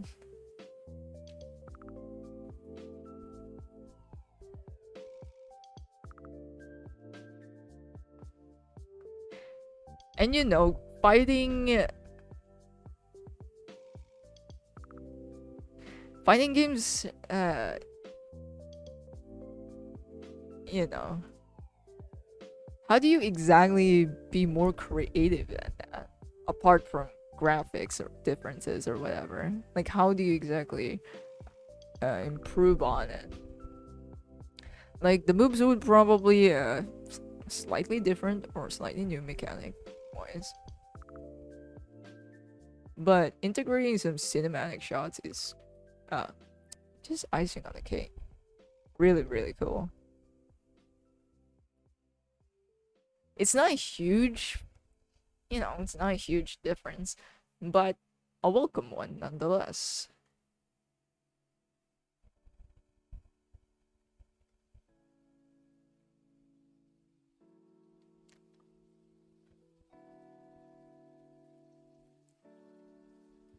Minute drawing, welcome. They wasted $67 million in the movie. All that money down the drain. At this point, the director is just probably scamming the producers or something, or the executives. Dude just fucking trolled the company.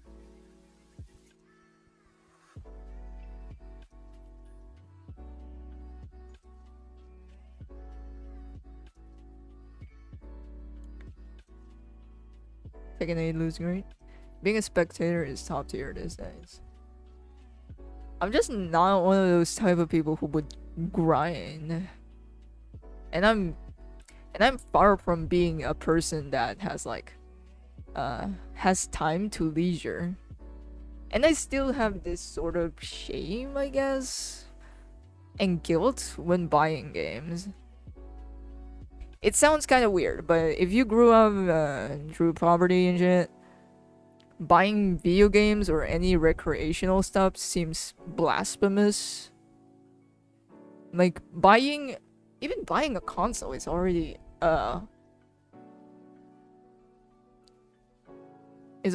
like absurd, especially towards my mom. Like fucking 10,000 plus for a toy. What?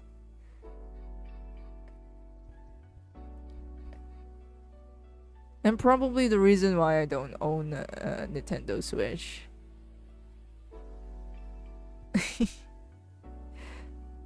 Like even just buying a fucking secondhand 3DS, the most shittiest one, is already blasphemous enough for now. Like 3,000 pesos? What? That's like 80 or 100 bucks. And spending that sort of money towards like recreational stuff is already way too much. And at this point I'm like, okay, I can't even I guess enjoy the vibe of playing a game or whatever. I'd much rather watch it instead. Mikazio plays his muzzle. Fucking hot. Most games are overrated nowadays. Unless you really like a specific game series. I guess I do like God of War. Will I ever play it? Hell no. I don't. After the PlayStation 2, I wasn't able to buy. I just find the PlayStation 3 ugly. PlayStation 4, what does the PlayStation 4 look like? I think it was just so boring looking. I couldn't even remember it. Yeah, PlayStation 4 just looks boring. But I also just do not like the design of PlayStation 5. And that shit is expensive. Especially buying a game, holy shit. If my any sort of relatives and anyone in my family basically, if they see the price of a game and seeing that it's like around 50 to 100 bucks, they would find it unbelievable. And wondering how is that even possible?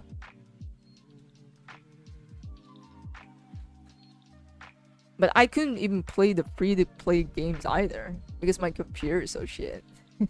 So I just cannot be a gamer. I'm way too gatekeep at this point.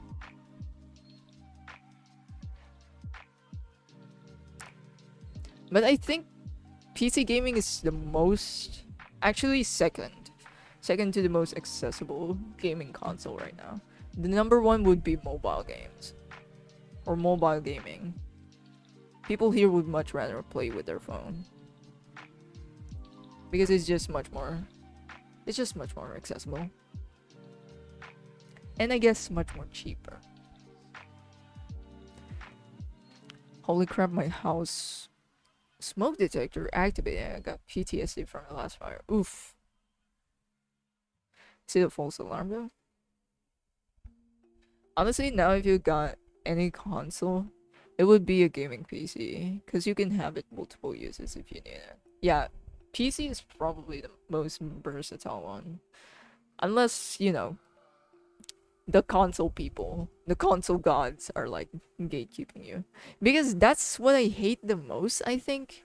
You know those PlayStation exclusives? Those Xbox exclusives? Especially Nintendo. Nintendo is like the god of all gatekeeping.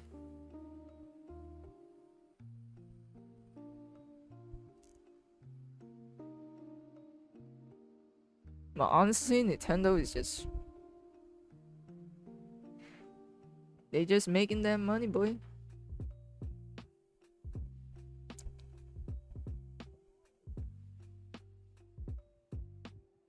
Big Games, welcome. I'm kind of sluggish today. I'm literally mumbling. What the fuck? Tekken had an enemy. Yeah. Oh yeah, it's also in 3D. Didn't watch it though. I'm just so sick and tired of it. I'm just not. I have zero interest on like watching fighting anime or whatever anymore. I'm just tired of seeing it. I don't think I hate it. I'm just tired. That's all. Like, let me just see other stuff because it's just way too much right now.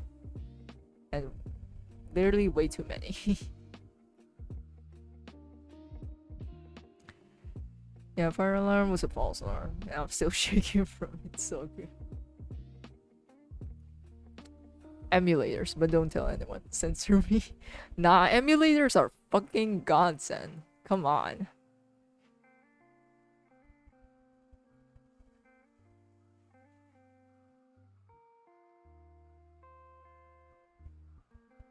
And probably why PC is still versatile. Yeah, it's probably is. Because of emulators and shit.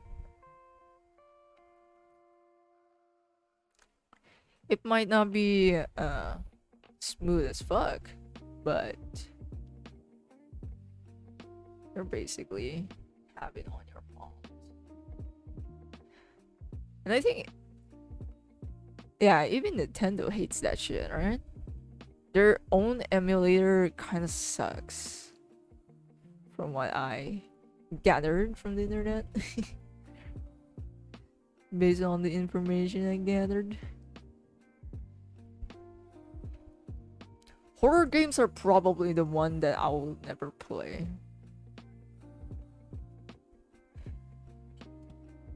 Ever.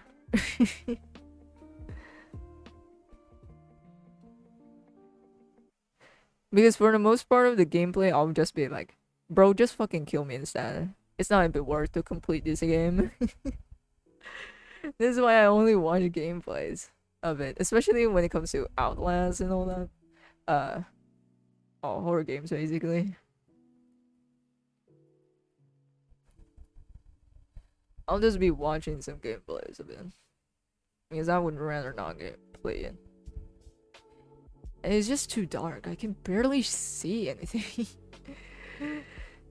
Too dark for my eyes. Even theaters, man. I'm just like, what the fuck is going on? Everything is so dark. I can hear sounds, but I can barely see shit.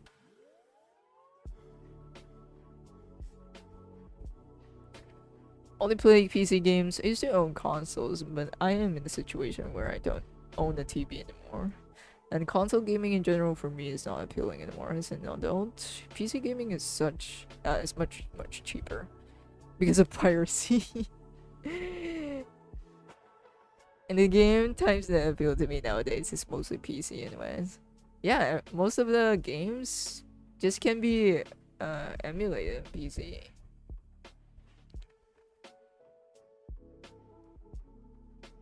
And yeah, my mom also doesn't really like, man, when I plug my PlayStation 2 on the TV, she always unplugs it and try to put the PlayStation back to its storage. So she always makes it inaccessible. And at that point, I'm just like, okay, I'm not gonna play it anymore. I'm not gonna set this shit up over and over just to play games for like 30 minutes. Because I keep being told that they want to watch TV or something. They don't even watch that much TV anymore. And there's barely anything that's running in the TV anymore. Like cable and stuff, shit like that. There's barely anything that's that is streaming or whatever.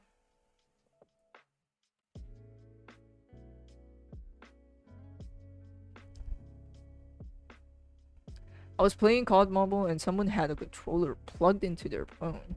I could tell by how good their movement was. Man, aiming with your fingers, if you're just using the touchscreen alone, I am not gonna play that shit. I need a controller. Like, give me a mouse, keyboard, a fucking joystick, anything. Anything that basically not forces me to touch the screen. Because it's so miserable. It's really like the equivalent of using a trackpad to aim and shoot.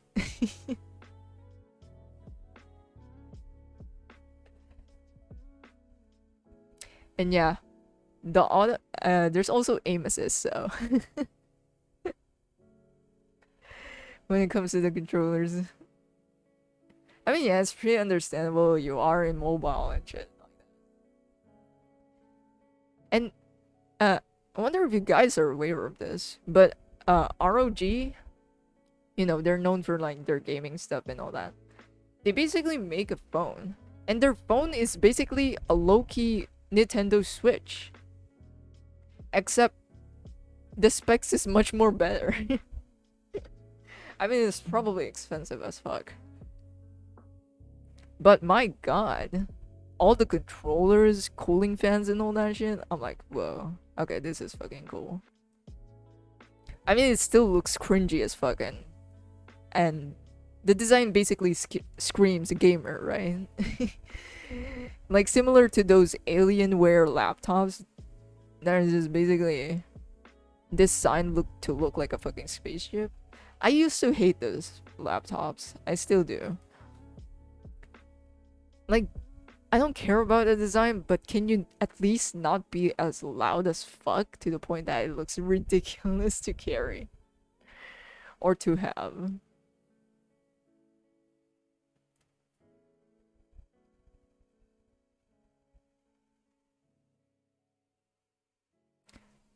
But yeah. And I think you can also use it to project to your TV with that phone. Honestly, it's just a much more glorified Nintendo Switch. Except it's a phone. And 10 times more expensive, probably. Damn, you don't even use Loomis dolls, huh? You're good. I've only known Loomis method for the head. And I don't even use it anymore. I just don't use guidelines anymore. I mean, I pictured him in my head, but since I'm drawing all the time, I pretty much just memorize it. There's no point to me to do it over and over again. The Loomis method is just basically this, working out the shapes and all that. But I only know the head method. I don't know about other different bodies. I learned the body like either from biology books or from other artists instead. Lenovo is the best. Yeah, Lenovo is the best when it comes to designing their laptop games for gaming. Because it's much more sleeper looking, I guess. And just doesn't look obnoxious. I mean, of course, it still has the RGB lighting. Of course it has. Because why not? But overall, still much more better design than other gaming laptops. I think my friend just bought a gaming laptop. It's not even for gaming. That's for sure. Like, I know she does not play games. She probably plays Valorant, but she sucks at playing. Like, I remember me and my friend, he brought a laptop and he was like, he has a game about Legos. And Lego games are like for kids, right?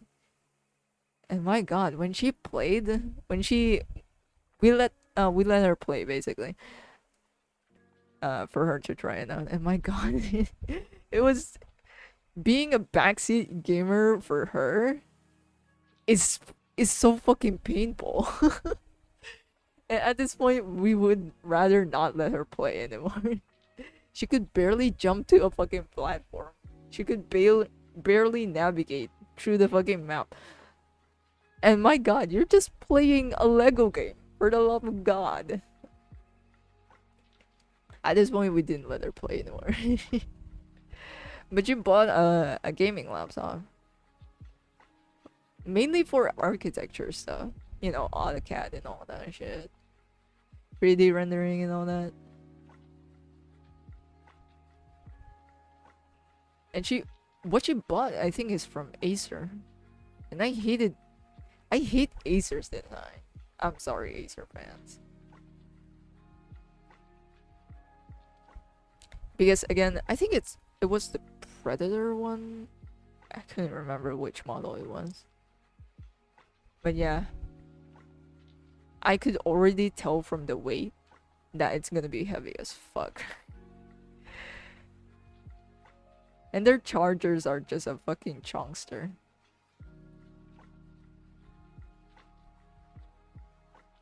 And at this point, I'm like, out of all the choices that you could have bought, why does it has to be the most heaviest one?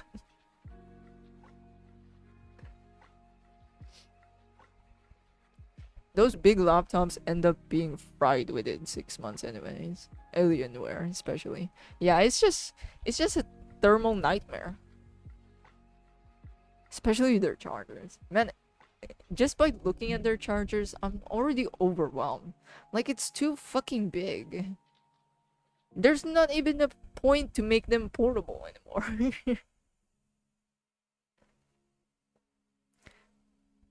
I will always be a desktop guy. Hate laptops. Those things have low lifespan. Yeah. The portability is makes it what basically acts their lifespan, honestly. But at the same time, here's the thing. I'm definitely fucking lazy. And we have a PC here, and it's just shitty as fuck. I could have saved a lot more money.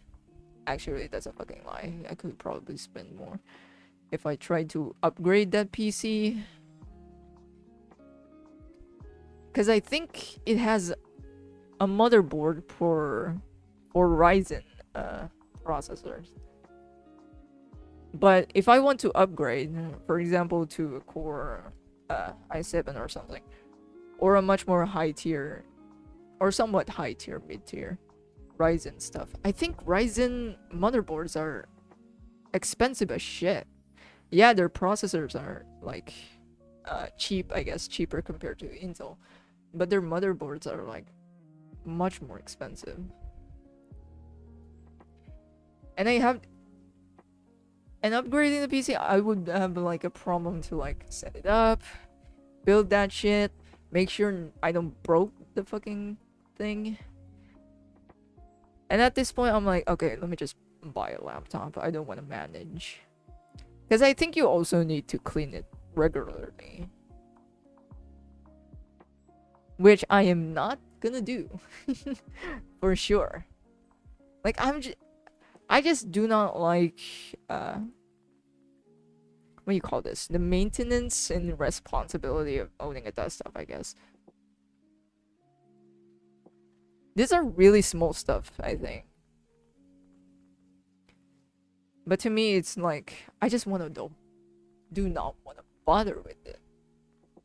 That's all. And having a desktop here is kind of miserable. It always floods here. And also, the system unit is one thing. The other stuff is the other peripherals. Keyboard, mouse, a monitor. You have to deal with all this, yeah. And it has to be plugged in. That's also a thing. We don't really have that many outlets. We have to use an extender or whatever, and buying an extender is kind of hard. Especially a good one.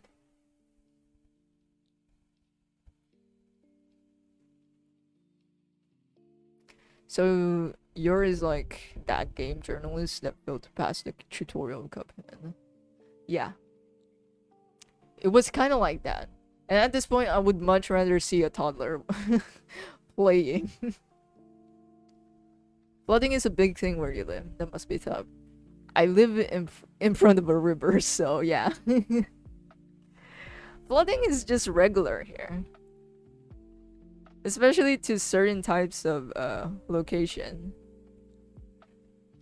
Like there are locations where it just rains heavily and all of a sudden it's flooding like fucking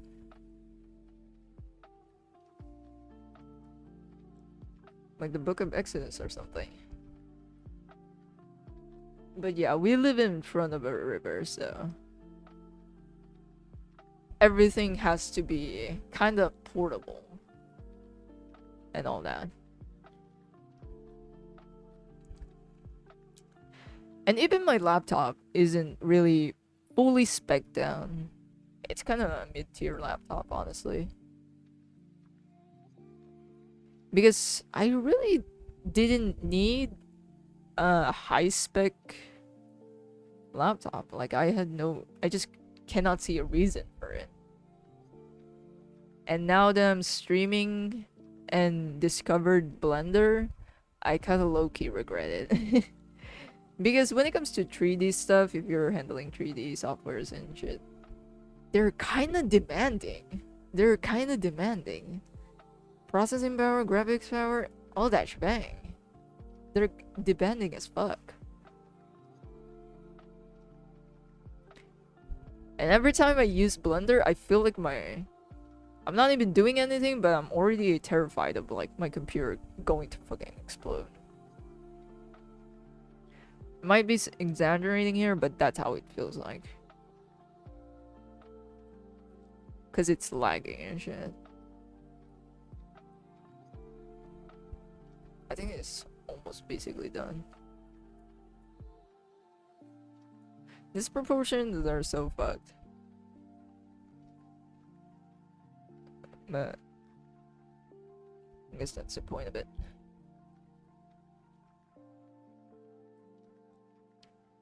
I am no longer gonna hold myself back by being accurate in anatomy. I am freeing myself from the cringe.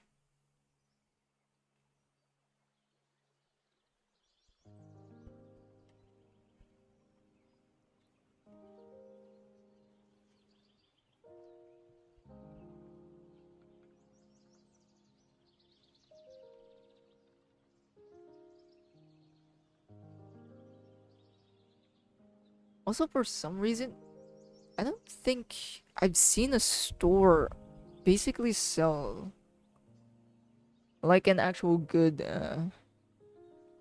spec'd out PC or system unit. It's kind of rare.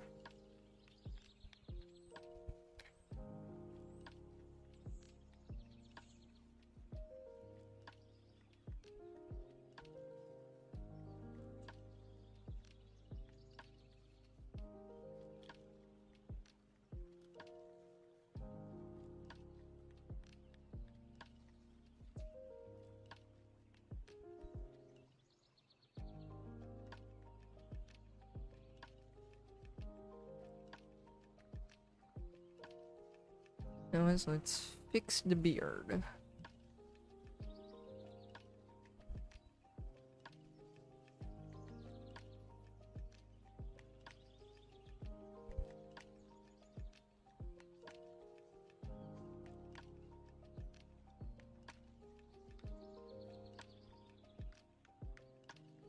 Let's put that higher.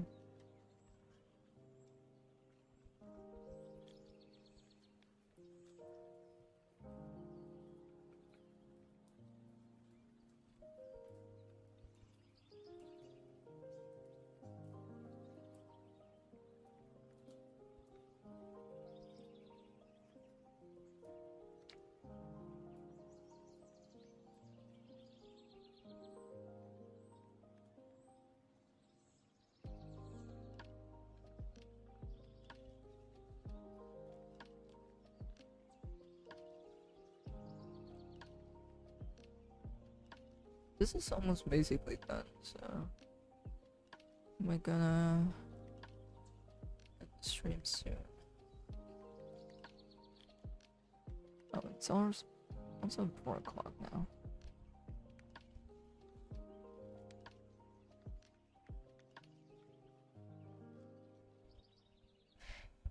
Not gonna lie, I do miss drawing beards. I used to draw them like crazy back then.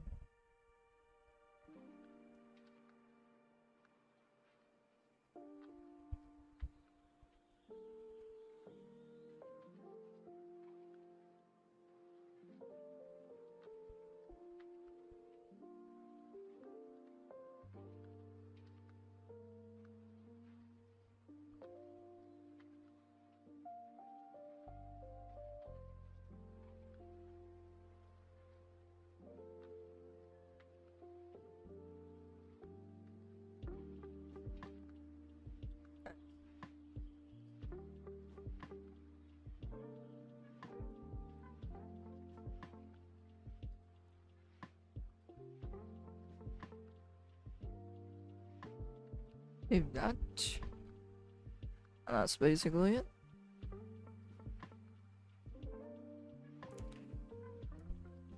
Actually, I can put some darker.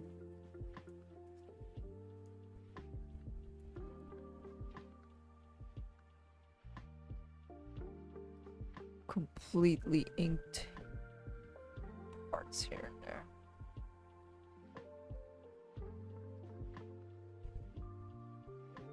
That place is kind of like a bad idea though.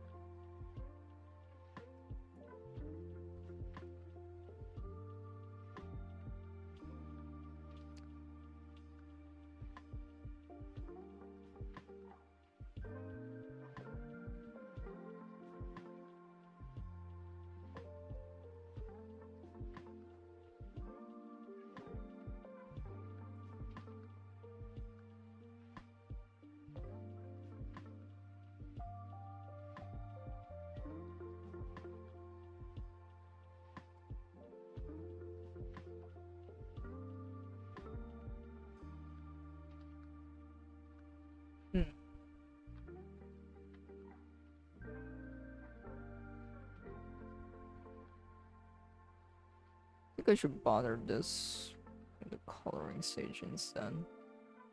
Let me just ink a few parts of it.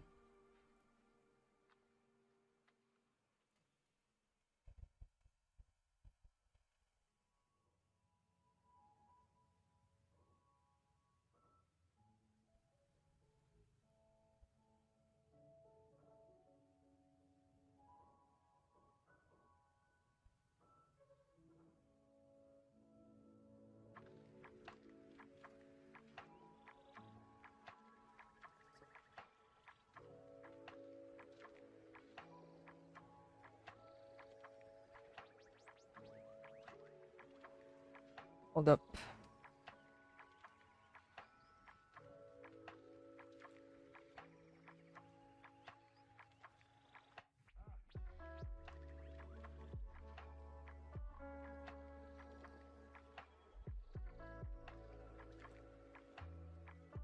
I'm back. Have to finish this now. Because my mom brought me some snacks. We're having pizza.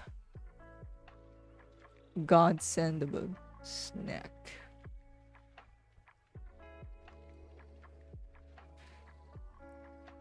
So back and forth with this.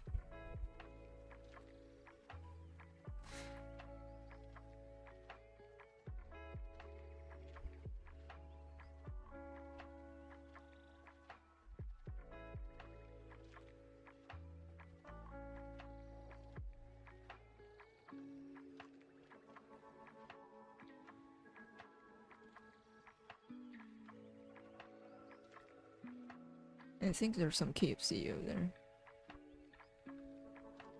Be eating tonight. Let's go. Okay, let me send you this quickly now. What toppings? Oh man, do you guys even want to hear it? It's pineapples on pizza.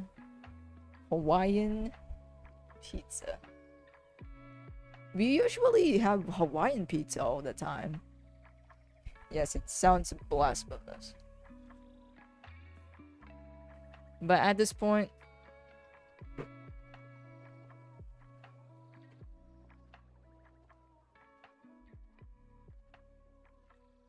I just accept it. There's nothing normal when it comes to my food choices anyway, so might as well earn it. Might as well own it.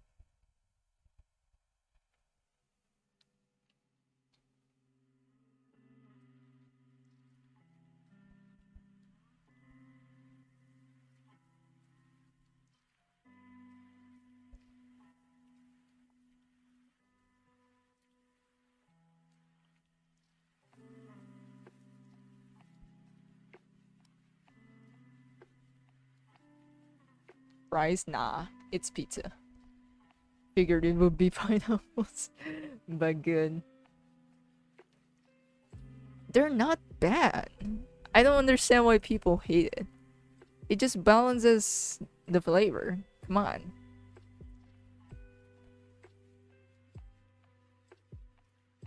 And it's not like I like pineapples as a just a standalone fruit. I think it's mid as fuck as a fruit. we ranking fruits now. But on pizza, I like them. It's so fucking weird. And when I tried out like pepperoni pizza, New York style pizza, I didn't like them. There's also that one pizza that is just basically cheese. It's probably one of the most hated pizza that I completely regret eating.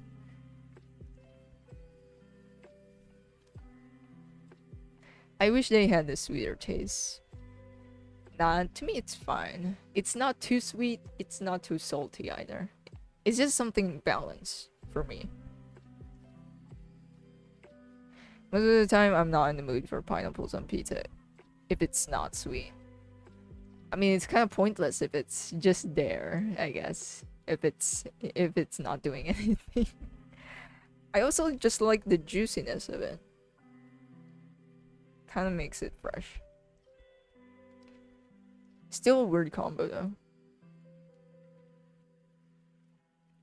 Pizza with chocolate in the crust is food blasphemy to me. But it's apparently big in my country. Oh my god.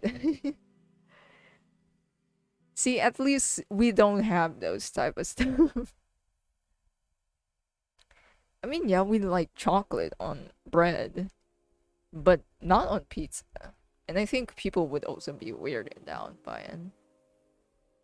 But honestly, even our own food is kind of weird, so. But yeah, here are the results of our line art. 3 drawings today. To me, it's already too much. One is already one too many for me.